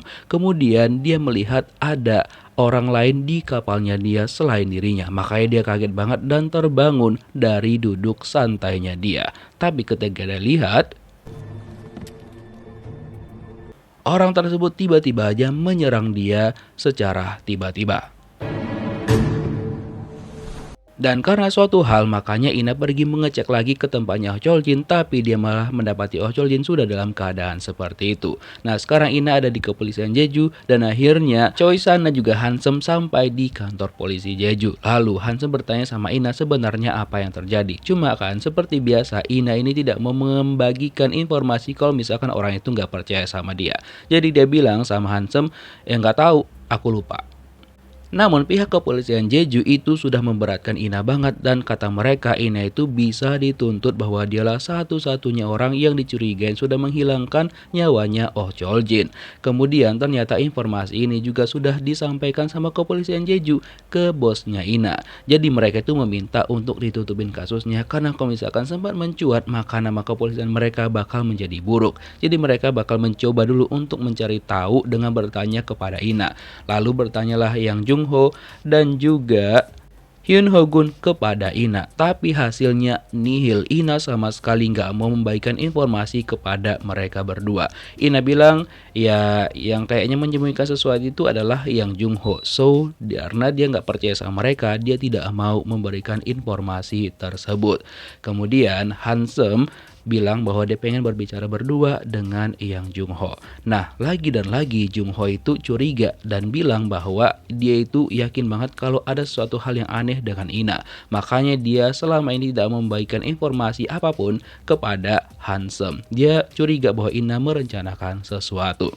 Dan secara kebetulan dokter psikiaternya Ina, Ibu Lee dan juga Pak Huang ada di Jeju juga. Kebetulan Pak Huang pada hari itu dia sedang memberikan sebuah workshop kepada orang-orang di sana. Nah kebetulan dia menjelaskan tentang seorang anak yang merupakan pasiennya dia, di mana anak tersebut pernah tinggal di panti asuhan dan terciduk sudah menghabisi nyawa ayahnya sendiri. Nah ketika itu sebenarnya Hansem mencoba untuk menghubungin Ibu Lee dan mengatakan bahwa terjadi sesuatu dengan Ina. Makanya setelah itu dia sama Dokter Huang pergi ke kantor polisi untuk bertemu dengan Ina. Terus Ina bilang sama Dokter Huang dia pengen berbicara berdua aja dengan Ibu Lee. Ya makanya setelah itu Dokter Huang keluar dari sana. Namun lagi dan lagi Ina itu juga belum percaya 100% sama dokter psikiaternya ini walaupun mereka udah sering banget ketemu. Nah setelah berbicara sama Ina, Dokter Lee bilang kepada Hansem bahwa nggak ada yang spesial yang Ina bilang, cuma dia cuma kasih potongan puzzle tersebut. Nah ditanyalah sama Hansem, ini tuh kapan didapatkan sama Ina? 너 이거 언제 받은 거야? Ina bilang, entar aku kasih tahu deh kalau misalkan aku itu udah bebas dari sini. Dia cuma minta bantuan dulu sama Hansem. Dia kasih nomor taksi yang ngantar dia kemarin untuk sebagai alibinya dia bahwa dia tidak menghabisi nyawanya Oh Chol Jin. Akhirnya benar adanya, setelah itu Ina dibebaskan dan Ina menceritakan bagaimana dia mendapatkan teka-teki itu. Nah ternyata itu diberikan ketika Ina selesai menjumpai Chol Jin. Jadi dia mau balik ke hotel dan tiba-tiba ada orang yang memberikan potongan puzzle itu sama dia. Nah, karena di puzzle itu gambarnya mirip banget dengan kejadian yang menimpa Oh Chol Jin, maka dia memutuskan untuk pergi ke sana dan mengorbankan diri agar dia dituduh sebagai pelakunya. Karena dia pengen melihat siapa sebenarnya pelaku sebenarnya, karena menurut dia ada 4 orang yang datang ke Jeju selain Hansem. Dan dia curiga kemungkinan besar dari keempat orang itulah pelakunya. Dan karena udah banyak banget kasus-kasus yang terjadi dan menurut Ina itu adalah serial killer, makanya akhirnya dibentuklah Satgas yang diketuain sama Tae Dong Soo. Setelah itu Ina pergi menemui Dr. Lee, di mana dia itu mencurigain bahwa Dr. Lee ini kan sempat pergi ke Jeju tuh kemarin. Jadi dia bertanya apa tujuan Dr. Lee di sana dan dia menceritakan dia menghadirin workshopnya Dr. Huang dan gak ada yang lebih dari itu gitu. Dan dia juga agak tersinggung karena Ina mencurigain bahwa dia adalah pelaku yang sudah menghabisin nyawanya Oh Chol Jin. Nah setelah itu Ina mengatakan bahwa oke, setelah ini dia bakal menginterview Dr. Huang. Nah ketika dia masuk ke ruangannya Dr. Huang, ternyata Dr. Huang sedang tidak ada di tempat. Jadinya dia nggak jadi menginterview Dr. Huang. Nah, di sisi lain, Hansem mencoba untuk menyelidikin ketuanya sendiri, Yang Jung Ho. Nah, kemudian dia bertemulah dengan salah seorang polisi yang dulunya bekerja sama dengan Jung Ho dan juga kebetulan satu angkatan. Nah, menurut si bapak ini, Yang Jung Ho itu dulunya orangnya ya introvert banget dan juga jarang berkomunikasi dengan orang lain. Cuma di hari meninggoinya pamannya Ina, dia itu bertemu dengan Jung Ho dengan kondisi yang basah kuyup karena kan di hari meninggoinya paman Ina kebetulan kan hujan deras tuh. Dan katanya pada malam itu dia mau ngebantuin adiknya dia. Tapi menurut Hansem bahwa Jung Ho itu nggak punya adik, dia itu kan besar di panti asuhan. Jadi ini dipertanyaan dong, jadinya yang disebutnya adik tuh siapa gitu. Terus dia coba di-tracking lagi sama Hansem dan dia mulai curiga sama Yang Jung Ho kemungkinan terlibat tentang kehilangan nyawanya pamannya Ina. Kemungkinan dia adalah pelakunya. Nah setelah itu mereka disuruh ke kantor semua dan dijelaskanlah sama Tae Dong Soo bahwa mereka membentuk tim Satgas dan bakal dijelaskan sama Ina apa-apa aja yang bakal mereka kerjakan. Nah Ina menjelaskan potongan-potongan puzzle yang sudah dia terima dan juga menjelaskan apa tentang isi dari potongan-potongan puzzle tersebut. Dan ketika digabung itu semua totalnya ada 6 sudah yang sudah mereka kumpulkan dan tinggal 3 orang lagi. Jadi kemungkinan kalau misalkan mereka tidak menyelesaikan kasus ini bakal ada 3 korban lagi. So mereka harus gercep. 다녀왔습니다. Setelah itu Ina pergi menemuin timnya dan mereka mencoba nih untuk memecahkan kira-kira siapakah yang sangat-sangat dicurigain yang berpotensi sebagai killernya. Nah menurut salah satu temannya Ina, kemungkinan besar orang tersebut adalah dalam circle pertemanannya Ina atau di circle kepolisian tempat mereka bekerja. Karena itulah yang paling memungkinkan karena kan dia tahu gerak-geriknya Ina kemanapun dia pergi. Ina bilang, iya benar sih karena udah ada nama dan juga wajah yang di dalam benaknya dia. Cuma dia belum yakin.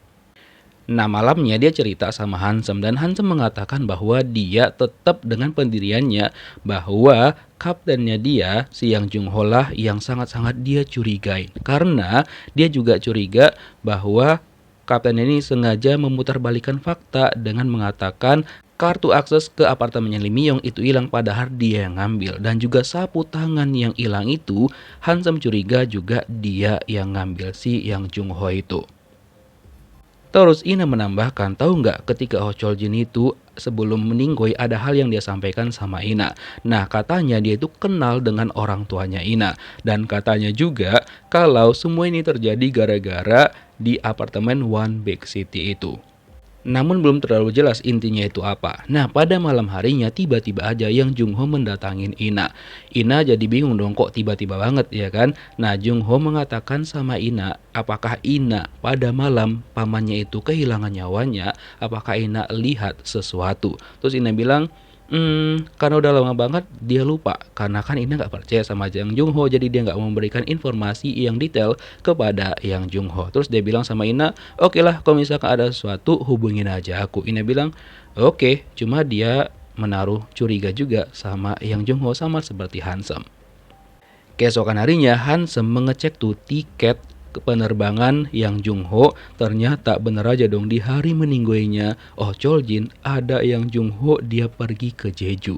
Terus dia minta bantuan lah sama Choi San. Ternyata dia minta bantuan juga sama Ina dan juga rekannya Ina untuk melakukan hipnoterapi kepada Choi San untuk mencari tahu siapakah orang yang mengambil sapu tangan di apartemennya Do Yun Soo. Kemudian ternyata itu sangat plot twist banget dan sesuai dengan dugaan dari Handsome. Ternyata setelah dihipnoterapi, Choi San bisa melihat dengan jelas siapakah wajah orang yang mengambil sapu tangan di tempatnya Do Yun Soo. Dan kalian tahu siapa? Iya, sesuai dengan tebakannya Handsome bahwa orang itu adalah kaptennya sendiri, Yang Jung Ho. Kata Choi San, dia bisa melihat dengan jelas ketika dia dihipnoterapi bahwa yang mengambil sapu tangan itu dan menyembunyikannya adalah Kapten Yang Jung Ho. Setelah itu tiba-tiba aja Yang Jung Ho pergi menemuin Handsome dan tiba-tiba juga dia mengeluarkan sapu tangan yang dicari-cari sama Handsome seolah ingin mengakuin sesuatu.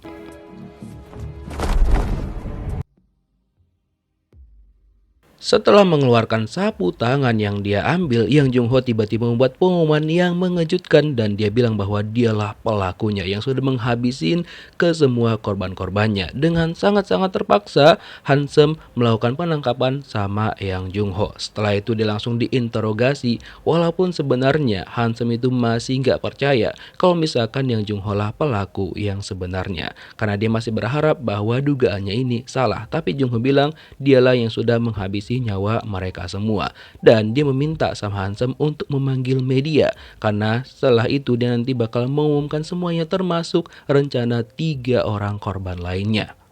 Dan alasan dia menyuruh untuk memanggil media adalah karena katanya dia pengen mengakhiri semuanya. So, udah nggak banyak waktu lagi. So, segeralah panggil media. Nah, sementara itu Ina balik ke rumahnya dan dia memastikan apakah omongan dari Jung Ho itu benar atau tidak. Dia mengingat-ingat kembali siapakah killer yang ada di rumahnya saat pamannya itu kehilangan nyawanya. Sementara itu, Choi San dengan beberapa polisi lainnya pergi ke alamat rumah yang diberikan sama Jung Ho. Tapi yang mereka dapatin di situ ada beberapa anak panti asuhan yang dirawat sama Jung Ho. Nah, agak aneh kan jadinya. Setelah itu, Ina pergi menemui Jung Ho untuk memastikan bahwa pendapatnya dia benar kalau misalkan Jung Ho itu bukanlah killer yang sebenarnya. Ditanya-tanya sama Ina terkait juga tentang si killer yang berada di belakangnya ketika hari meninggoinya pamannya. Dan dari sini Ina tahu dari jawabannya Jung Ho bahwa bukan dia pelakunya. Namun tim mereka masih belum bisa membuktikan alibinya si Jung Ho dan juga tidak bisa membuktikan kalau dia bukan pelakunya karena kan dia mengaku sendiri nih. Jadi Ina berpendapat kalau misalkan kita serahkan ke media sesuai dengan permintaannya Jung Ho, kira-kira resikonya apa ya? Namun Handsome masih mencoba nih untuk bernegosiasi dengan Jung Ho apakah dia mau jujur apa tujuannya dia melakukan semua itu. Tapi tetap aja Jung Ho bilang bahwa udah panggil aja media sesuai dengan yang aku minta tadi karena waktunya itu udah gak banyak lagi. Pokoknya udah ikutin aja permintaanku. Keesokan harinya Ina pergi ke hotel di tempat yang Jung Ho itu tinggal. Nah, ketika dia masuk ke dalam, dia tidak menemukan hal yang aneh sedikit pun di rumahnya Jung Ho di hotel tersebut.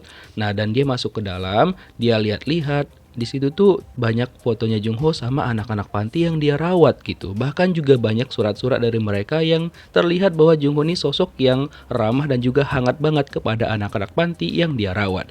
Jadi Ina semakin kuat nih pendapatnya bahwa bukan Jung Ho lah serial killernya, melainkan dia seperti melindungi seseorang. Setelah itu dia pergi ke rumahnya Handsome, di mana Handsome tuh masih sedih dan juga terpukul banget karena mengetahui orang yang dia hormatin lah yang melakukan semua itu. Terus Ina bilang, udah kita rawat aja dulu nih ikan yang disuruh Jung Ho mereka rawat. Dan Ina juga berpendapat bahwa dia juga gak yakin kalau misalkan Jung Ho lah pelakunya, cuma mereka harus membuktikan gitu. Setelah itu Ina mengajak Hansem untuk pergi ke panti asuhan tempat Jungho besar. Nah mereka bertemulah sama temannya Jungho. Dia bilang nggak mungkin Jungho melakukan itu karena Jungho tuh baik banget. Cuma yang dia tahu Jungho itu pengen melindungin seseorang gitu. Nah ketika mereka tanya siapa yang dilindungin sama Jungho, dia nggak bisa kasih tahu karena itu secret di antara dia dan juga Jungho. So kemungkinan besar si killernya adalah anak yang dilindungin sama Jungho ini. Terus dimintalah sama Ina dan juga Hansem list anak-anak yang dirawat sama Jungho.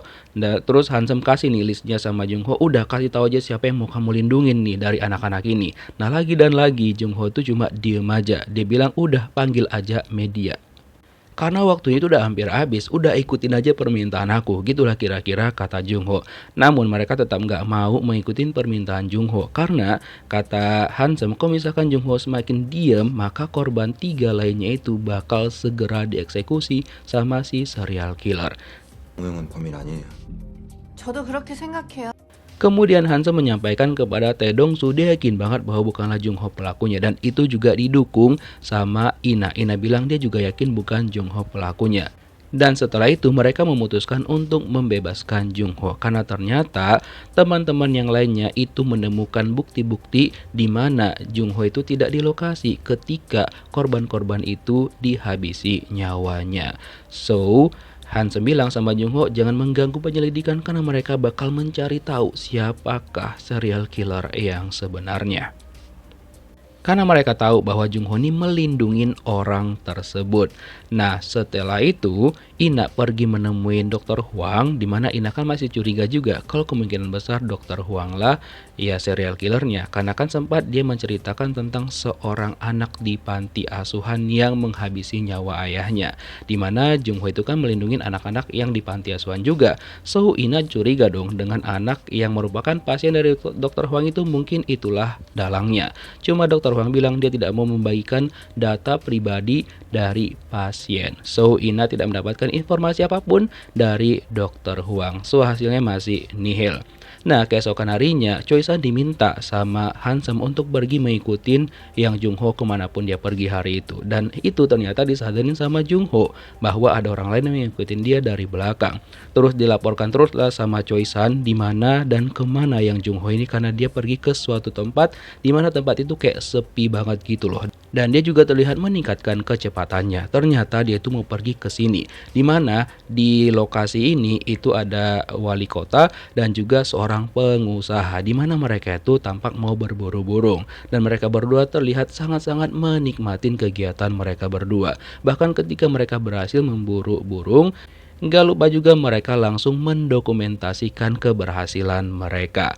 Nah, nggak lama setelah itu sampailah yang Jungho di sana dan dia langsung pergi melihat situasi. Dan nggak lama setelah itu juga Choi San sampai di sana dan dia melaporkan kepada Hansem di mana posisi dia. Dan Hansem meminta Choi San untuk tetap mengikuti yang Jungho jangan sampai kehilangan dia. Cuma sempat si Choi San ini lengah sikit ya kan. Jadinya yang Jungho ini udah hilang gitu aja. Terus tiba-tiba Choi San dibekap sama yang Jungho sehingga dia akhirnya pingsan. Nah setelah itu yang Jungho pergi ke tempat si wali kota dan juga si pengusaha. Dia melihat ada si killer yang mau menghabisi nyawa dari salah satu di antara mereka. Lalu Jungho mengejar mereka dan mencoba melindungi mereka. Tapi dikira sama mereka ini Jungho itu mau menghilangkan nyawa mereka. Nah nggak lama setelah itu sampailah Hansem di sana tapi kok sepi banget ya kan. Dan tiba-tiba dia mendengar suara door dan dia langsung sergap untuk pergi ke sana dan melihat situasi. Nah setelah itu dia menemukan bahwa yang Jungho itu udah tergeletak gitu aja. Lalu Hansem mencoba untuk membangunkan yang Jungho yang dalam keadaan luka dor dan dia bertanya sama Jungho sebenarnya apa yang terjadi. Jungho bilang ya semua itu adalah salah dia karena dia pengen melindungi anak tersebut, seorang anak yang dia nggak kasih tahu sama Hansem identitasnya. Intinya itu bahwa Do Yun-soo, Lee Mi-young dan juga Kang Cimok ada orang yang jahat banget dan dia cuma pengen menghentikan aksi dari si anak yang dia lindungin, cuma dia gagal. Tapi dia nggak bisa kasih tahu sama Hansem siapakah identitas anak tersebut. Entah dendam apa yang dilakukan sama anak itu hanya Jungho lah yang tahu. Tapi dia nggak sempat kasih tahu semuanya kepada Hansem. Dan udah keburu Jungho itu kehabisan nafasnya hingga dia kehilangan nyawanya.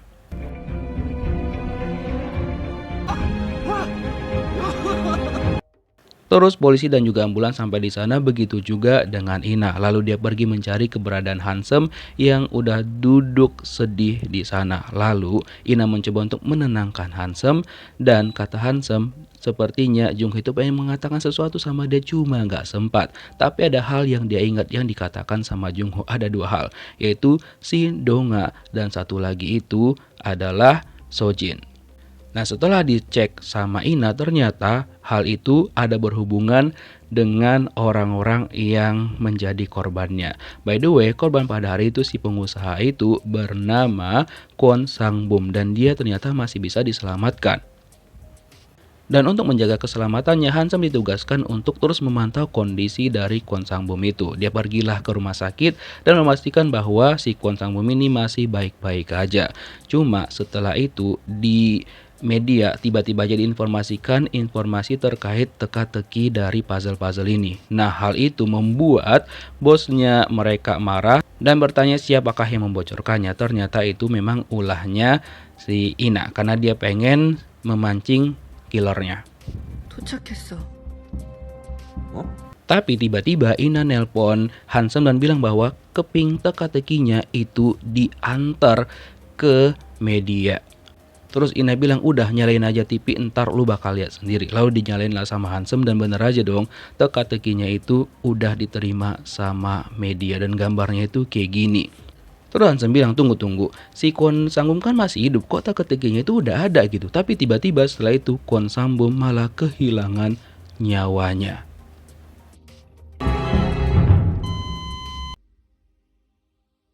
Dokter langsung datang untuk menyelamatkan pasien, tapi ternyata udah gak bisa diselamatkan lagi. Kemudian Hansem menelpon Ina dan menceritakan semuanya.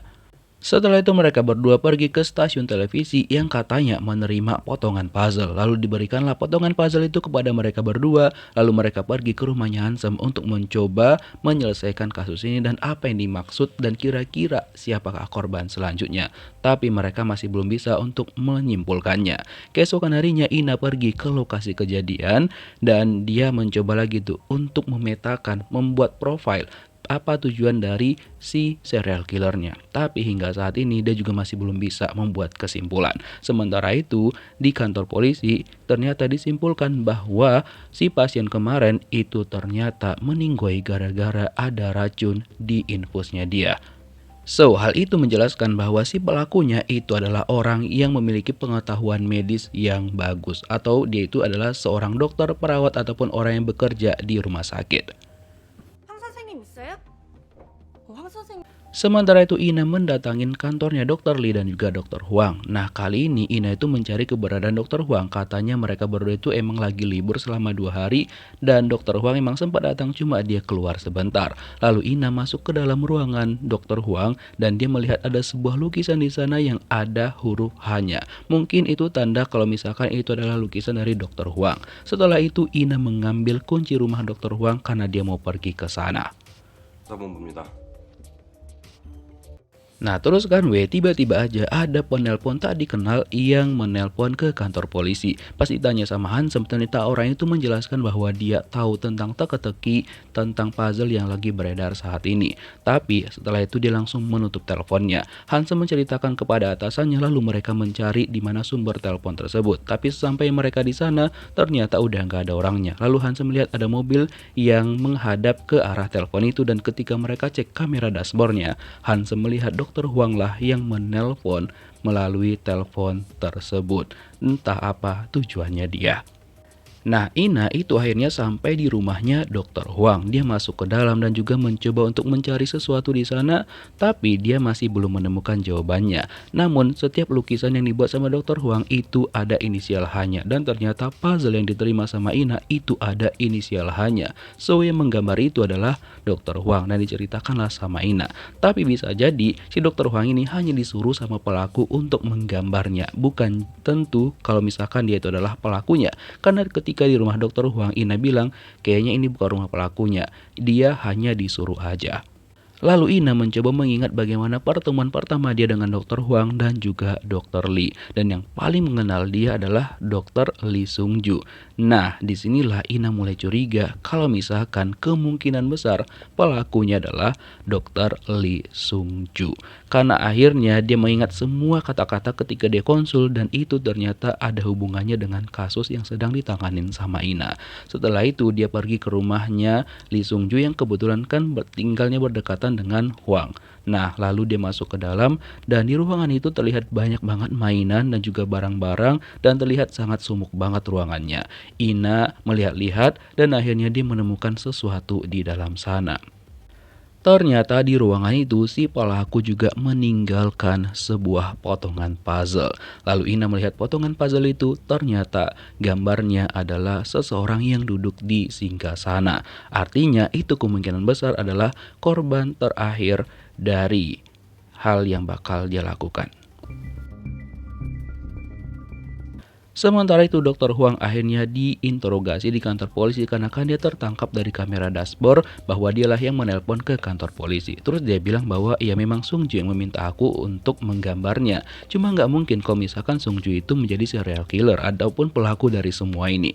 Lalu Ina menanyakan tentang potongan puzzle yang dia temukan di tempatnya Lee Sung-ju. Tapi Dr. Huang juga nggak tahu betul apa artinya. Intinya dia cuma disuruh menggambar aja. Lalu mereka mencoba pergi ke kediamannya Lee Sung-ju, tapi dia nggak ada sama sekali. Dia tertangkap kamera pergi ke suatu tempat, cuma nggak ada yang tahu dia pergi kemana. Dan polisi kebingungan mencari tahu di mana keberadaan dari Lee Sung-ju. Dan setelah itu mereka mendengar kabar bahwa Menteri Kim Mur-yong itu hilang. Dan mereka langsung berasumsi bahwa orang yang duduk di singgasana tertinggi yang dimaksud dari potongan puzzle adalah Menteri Kim tersebut. Lalu Ina bilang sama Hansem, kayaknya kita harus mencari tahu ataupun membuat profil tentang Lee Sung-ju untuk menyelesaikan kasus ini. Lalu mereka bertanya lagi sama Dr. Huang, bagaimana mereka dekat, apakah Dr. Huang menyukai dia ataupun enggak. Nah, tapi Dr. Huang bilang ya mereka dekat dan juga akrab sejak mereka kuliah di kedokteran. Cuma hubungan dia sama Dr. Lee itu enggak seperti yang dilihat sama Ina. Ternyata Dr. Huang ini adalah seorang yang menyukai sesama jenis. Dan hanya Lee Sung-ju lah yang mengetahui rahasia Dr. Huang ini. Tapi biar Ina dan juga Hansem gak curiga sama dia, terpaksalah dia mengakui hal itu.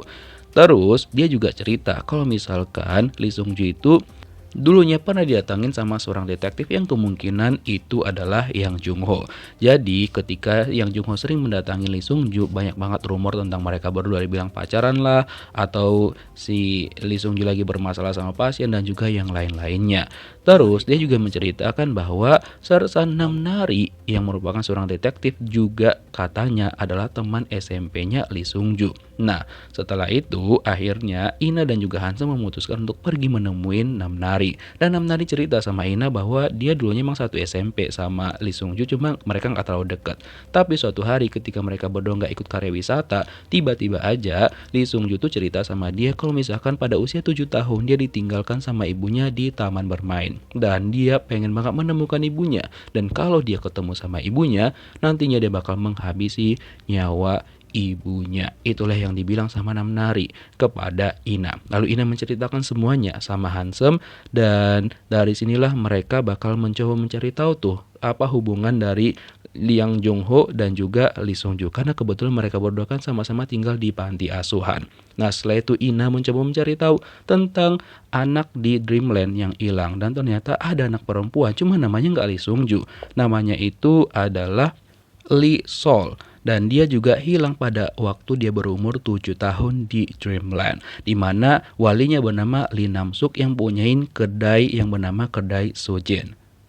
Sementara itu Hansem pergi menanyain temannya Yang Jung-ho, di mana dia cerita bahwa orang yang dicari-cari sama Yang Jung-ho selama ini adalah anak pemilik dari Kedai Sujin, di mana dulunya Jung-ho itu kerja di sana, di mana pemilik Sujin itu anaknya adalah si Lee Sol ataupun Lee Sung-ju yang sudah mengganti namanya.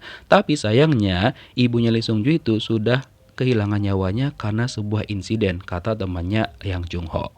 Terus apa hubungannya dengan bangunan The One City? Nah, jadi ternyata 20 tahun yang lalu sebelum ada bangunan ini, itu adalah tempat kedai milik ibunya Lee Sung-ju dan juga beberapa kedai lainnya. Jadi sebelum membangun bangunan The One City itu ternyata dipaksa untuk dirobohkan dan mereka dipaksa untuk menandatanganin pemberian lahan tersebut kepada orang-orang ini. Tapi mereka menentang, makanya waktu itu terjadi keributan dan yang Jung Ho kebetulan kan kerja di kedainya ibunya Lee Sung-ju. Dan itulah dia bertemu sama Kang Cimok yang memimpin untuk pembongkaran tempat tersebut. Nah, Lee Myong juga ternyata membujuk ibunya Lee Sung-ju untuk menyetujui perobohan lokasi tersebut. Tapi ibunya Lee Sung-ju nggak mau karena dia pengen bertemu sama anaknya dulu. Dan itu adalah satu-satunya mata pencahariannya dia. Walaupun diberikan uang, tapi dia tetap nggak mau untuk memberikan lahan tersebut. Nah, gara-gara itu Lee Myong kesel banget dengan ibunya Lee Sung-ju. Dan ketika dia keluar dia bilang, aduh, susah banget lah mereka. Pokoknya udah robohin aja lah ntar malam, katanya sama si Kang Cimok. Kang Cimok bilang, oke, ntar dia laporin dulu sama seseorang. Dan karena kejadian itu, ibunya Lee Sung-ju bilang sama Jung Ho, udah kamu cari pekerjaan lain aja deh, karena tempatnya itu udah nggak aman dan kemungkinan besar mereka bakal tetap merobohkan lokasi tersebut. 오빠한테 일 씨발 거 존나 못하네. Nah, yang ditelepon sama Kang Cimok waktu itu adalah si Do Yun Soo ini. Dialah yang mengatur semuanya. Dan dia meminta sama Kang Cimok untuk segera membereskan tempat tersebut. So, kenapa dong mereka bertiga itu termasuk dalam daftar korban? Ya karena kelakuan mereka tuh kayak gini gitu. Itulah tujuan dari si killernya menghabisi nyawa mereka. Nah, malamnya Kang Cimok dan juga anggota-anggotanya datang ke lokasi itu lagi dan mereka merobohkan paksa tempat tersebut.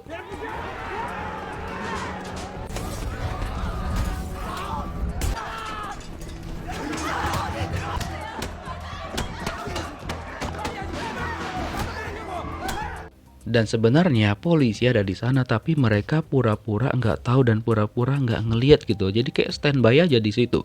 Nah, sementara itu semua orang disuruh paksa keluar sama Kang Cimok dan juga anggota-anggotanya. Yang Jung Ho hampir kehilangan nyawanya tapi dia berhasil selamat. Sedangkan ibunya Lee Sung-ju itu terhimpit robohan dari bangunan hingga dia kehilangan nyawanya. Dan itu semua gara-gara si Kang Cimok dan juga antek-anteknya. Dan begitulah akhir hidup dari ibunya Lee Sung-ju. Terus keesokan harinya si Do Yun Soo itu melaporkan sama si pemilik kapal pesiar yang ditemuin sama Ina waktu itu loh. Kalian ingat kan? Dan dia kan bilang sering nelpon pamannya Ina yang ternyata dia meminta paman Ina untuk menutupin kasus tersebut. Dan karena paman Ina menutupi kasus itu, dia ngelaporkan ke Menteri Kim. Nah, dialah yang menjanjikan jabatan ketua kepada pamannya Ina. Dan itu juga ternyata ditutupin juga sama si bangke ini dan juga si jurnalis yang kemarin. Dialah yang memfitnah dan juga membuat berita buruk tentang ibunya Lee Sung-ju lah yang menjadi penyebab kebakaran tersebut. Makanya sekarang masuk akal bahwa mereka adalah orang-orang yang dihabisi nyawanya sama si serial killernya. Terus kan pas Ina sampai ke rumahnya, tiba-tiba dong dia didatengin sama seseorang yang ternyata itu adalah Lee Sung-ju. Dan akhirnya Ina ingat bahwa dulu yang dia lihat bayangan ketika pamannya kehilangan nyawanya adalah Lee Sung-ju. 돌아볼 수 있겠어?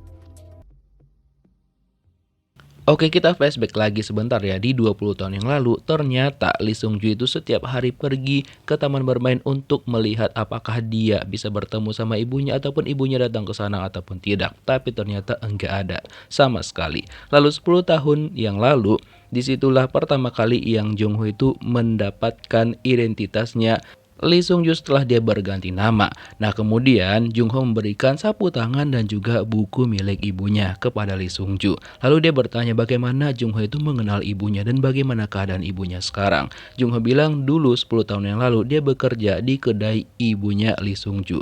Tapi ibu Lee Sung-ju itu sudah kehilangan nyawanya dan dari sinilah bermula semuanya tentang killer berantai yang dilakukan sama Lee Sung-ju.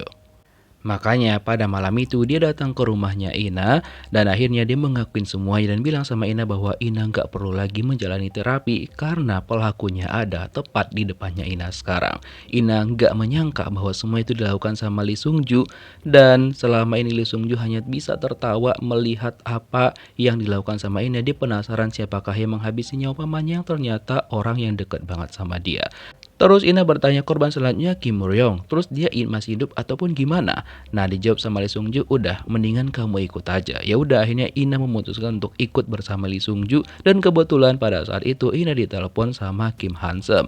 Tapi handphone Ina diambil sama Lee Sung Ju dan dibuang sama dia. Katanya dia nggak suka diganggu ketika dia sedang ngobrol sama orang lain.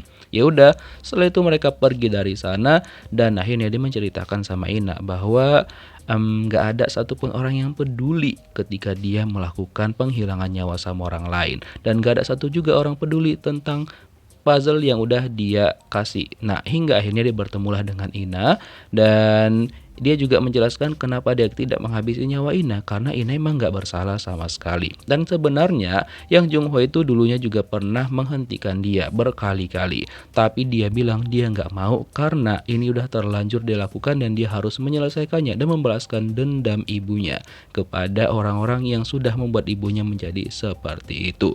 Tapi Jung Ho tetap berusaha nih, dia nggak nyerah untuk menyadarkan Lee Sung Ju, bahkan dia rela untuk menanggung kesalahan Lee Sung Ju semuanya. Tapi Lee Sung Ju bilang enggak bisa, pokoknya dia bakal tetap merencanakan semuanya, melaksanakan semuanya sesuai dengan rencananya dia. Nah Ina pun gak habis pikir dan udah bingung gimana caranya membujuk si Lee Sung Ju ini. Nah sementara itu Hansem kan pergi ke rumah Ina dan cuma nelpon, tapi dia mendapati HP Ina tuh jatuh di jalan. Dia mencoba minta tolong sama temennya untuk mencari di mana keberadaan Ina. Dan saat itu juga Hansem sadar kayaknya Ina itu dibawa ke The One City. Dan bener aja dong tebakan dari Hansem, beneran dibawa ke sana sama Lee Sung Ju. Lee Sung Ju nanya lagi sama Ina, kamu tuh nggak nanya sama aku kenapa aku itu menghabisi nyawa mereka. Ya, karena mereka itu nggak ada yang mau meminta maaf sama dia bahkan di saat-saat terakhir mereka. Jadinya ya udah dihabisinlah nyawa mereka. Dan dia juga mengatakan sama Ina bahwa teka-teki terakhir ada di kamarnya Lee Myung. Ya udah pergilah Ina ke sana untuk mengambilnya buru-buru sebelum ada korban lagi. Tapi teka-tekinya itu kayak item gini aja loh. Dan ketika itu Ina juga melihat ada orang yang terjun dari lantai atas. Dan ternyata itu adalah Menteri Kim Muryong dan tepat jatuhnya di hadapannya Kim Hansem. Lalu Ina pergi ke lantai atas tapi ternyata si Lee Sung Ju udah nggak ada di sana. Hansem nanya apa yang terjadi sebenarnya dan kemana Lee Sung Ju. Ina bilang dia nggak tahu Lee Sung Ju itu kemana. Dia udah hilang gitu aja dan dia hanya meninggalkan potongan puzzle yang berbentuk hitam gini. Gak ada pola sama sekali.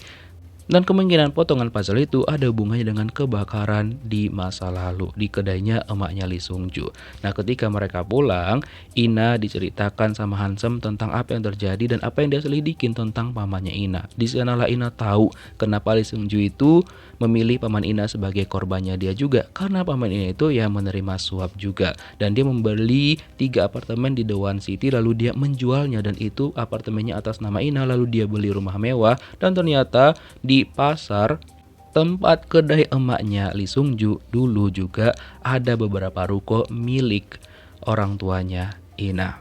검은 퍼즐, 검은 퍼즐, 검은 퍼즐. Setelah itu Ina dan Hansem mencoba memecahkan teka-teki terakhir. Lalu mereka gabungkanlah puzzle-nya dan ternyata kemungkinan besar kunci terakhirnya adalah di taman bermain Dreamland. Cuma pada saat itu rekannya Hansem menelpon dan mengatakan bahwa dia melihat bahwa si Lee Sung Ju itu pergi ke tempat pemakamannya Yang Jung Ho. Jadinya Hansem pergi ke sana sedangkan Ina pergi ke Dreamland. Nah sampailah Hansem di rumah duka Cahaya Langit namanya dan mereka lihat CCTV. Cuma anehnya Lee Sung Ju ini cuma diem aja di situ selama 30 menit dan dia nggak ngapa-ngapain. Nah, pada saat itulah Hansem tersadar bahwa kemungkinan besar setelah dari sini Lee Sung Ju itu pergi ke taman bermain Dreamland, di mana saat ini Ina ada juga di sana. Lalu pergilah si Hansem nyusul. Sementara itu sampailah Ina di Dreamland dan dia mencari di mana keberadaan dari si Lee Sung Ju dan akhirnya dia melihat Lee Sung Ju ada di komedi putar. Dan Ina tahu bahwa ternyata di sana Lee Sung Ju sudah bersiap untuk menghabisi nyawanya sendiri ataupun dia mau bundir. Ina mengatakan sama Lee Sung Ju, udah kamu bertobat aja, lakuin kesalahanmu dan hiduplah lebih baik lagi setelah itu. Tapi Lee Sung Ju mengatakan bahwa dari dulu dia itu pengen mencari ibunya, tapi dia lupa kedai ibunya di mana. Dan setelah dia jumpa ibunya, malah ibunya mengalami kondisi yang seperti itu. So semuanya udah terlambat dan Ina juga meminta maaf pada saat itu kepada Lee Sung Ju. Tapi Lee Sung Ju bilang semua itu nggak salah Ina, melainkan salah orang-orang dewasa, terutama pamannya Ina salah satunya. Dan Ina masih mengatakan sama Lee Sung Ju, udah bertobat aja. Sung Ju bilang enggak. Intinya dia udah puas dan dia juga udah nggak ada alasan lagi untuk tetap hidup. So ya udah dia bakal mengakhiri semuanya. Nggak lama setelah itu Handsome datang dan bilang sama Lee Sung Ju bahwa dia ditangkap atas dugaan penghilangan nyawa sebanyak 8 orang. Dan Lee Sung Ju bilang dia nggak mau menyerahkan diri dan akhirnya dia membakar dirinya sendiri. Handsome sama Ina nggak bisa menghentikan Lee Sung Ju karena apinya itu udah gede banget yang ternyata Komedi Putar itu udah dia siram sama bensin.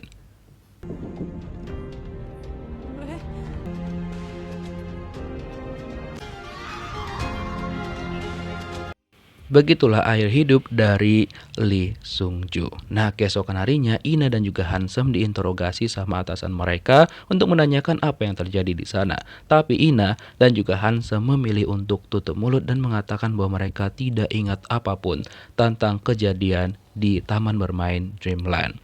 Setelah itu Ina agak trauma dan dia balik ke rumahnya dan memilih untuk mengurung dirinya berhari-hari di kamarnya. Dia nggak mau keluar dan dia juga jarang makan karena dia masih trauma banget. Sementara itu Handsome akhirnya pergi ke pemakaman Yang Jung Ho dan meminta maaf atas semuanya dan dia udah tahu apa yang terjadi dan alasan dari Yang Jung Ho melakukan itu. Setelah dari sana dia pergi ke tempatnya Ina berkali-kali, tapi kata ART-nya Ina ini tuh masih belum mau keluar kamarnya. Nah ya udah, setelah itu Handsome pergi dari sana dan akhirnya setelah berhari-hari Ina memutuskan keluar dari kamarnya dan melihat bahwa banyak banget kopi yang dikasih sama Handsome untuk dia. Setelah itu 할까? 네. Ina memutuskan untuk mengundurkan diri dari pekerjaannya, tapi atasannya bilang untuk sementara dia masih menahan surat resignnya Ina karena suatu saat nanti kalau misalkan Ina mau balik lagi ya udah silakan balik, yang penting kamu istirahat aja dulu. Setelah itu Ina mampir lagi ke Taman Dreamland, tempat lokasi kejadian di mana Lee Sung Ju kehilangan nyawanya dan dia datengin sama Kim Handsome. Handsome bilang sama Ina bahwa dia senang kalau misalkan Ina sudah semangat lagi dan juga sudah keluar dari kamarnya. Dia juga mengajak Ina untuk makan malam bersama di rumahnya dan dimasakin sama ibunya Handsome, dan kali ini rasa masakannya sudah jauh lebih baik dibandingkan yang sebelumnya. Ina juga penasaran bagaimana Handsome tuh bisa membeli apartemen di The One City. Handsome bilang dulunya dia sama ibunya itu menang lotre dan itu cukup banyak duitnya dan ya udah dia belikanlah apartemen ini sama ibunya karena ibunya juga emang bercita-cita tinggal di apartemen mewah dan gak ada yang salah dengan cita-cita itu, kata Ina. Setelah dari sana Ina diundang di televisi untuk menjelaskan apa tentang teka-teki 9 puzzle yang sedang dia tanganin saat ini dan juga udah selesai karena Ina menjelaskan semuanya dan bagaimana juga dia memutuskan untuk menjadi pemprofil di kantor kepolisian. Dan setelah semuanya berlalu, tiba-tiba aja ada kasus lagi yang sangat-sangat membingungkan. Diceklah sama Handsome dan juga Choi San. Nah, sampai mereka di sana, mereka melihat korbannya adalah seorang wanita di mana di bagian lehernya itu di cut dan juga dijahit, cuma jahitannya itu nggak rapi. Dan seharusnya dia itu sudah kehilangan nyawa sekitar beberapa hari yang lalu. Cuma kok wajahnya masih bersih. Seakan-akan kayak disengaja sama pelakunya. Nah gak lama setelah itu datang suara orang yang dikenal sama Handsome yang ternyata Ina balik lagi untuk bekerja sebagai pemprofil. Kata Ina, ya kemungkinan besar pelakunya itu emang suka sama korbannya, tapi dia juga benci. Makanya dia pengen menjaga tubuh korban menjadi seperti itu, kayak fantasinya dia gitu loh, melihat wajah cantik dari korban. Cuma dia benci, jadi dia habisinlah nyawanya. Dan kata Handsome, kira-kira siapa ya pelakunya? Ina bilang pelakunya dari sekitar kita, yang ternyata pelakunya juga meninggalkan potongan puzzle. Wah, apakah ada serial killer yang baru lagi dan mungkin ada season 2-nya? By the way, terima kasih telah mengikuti review drama ini dari episode 1 hingga terakhir. Sampai jumpa lagi di review drama menarik lainnya. Bye-bye!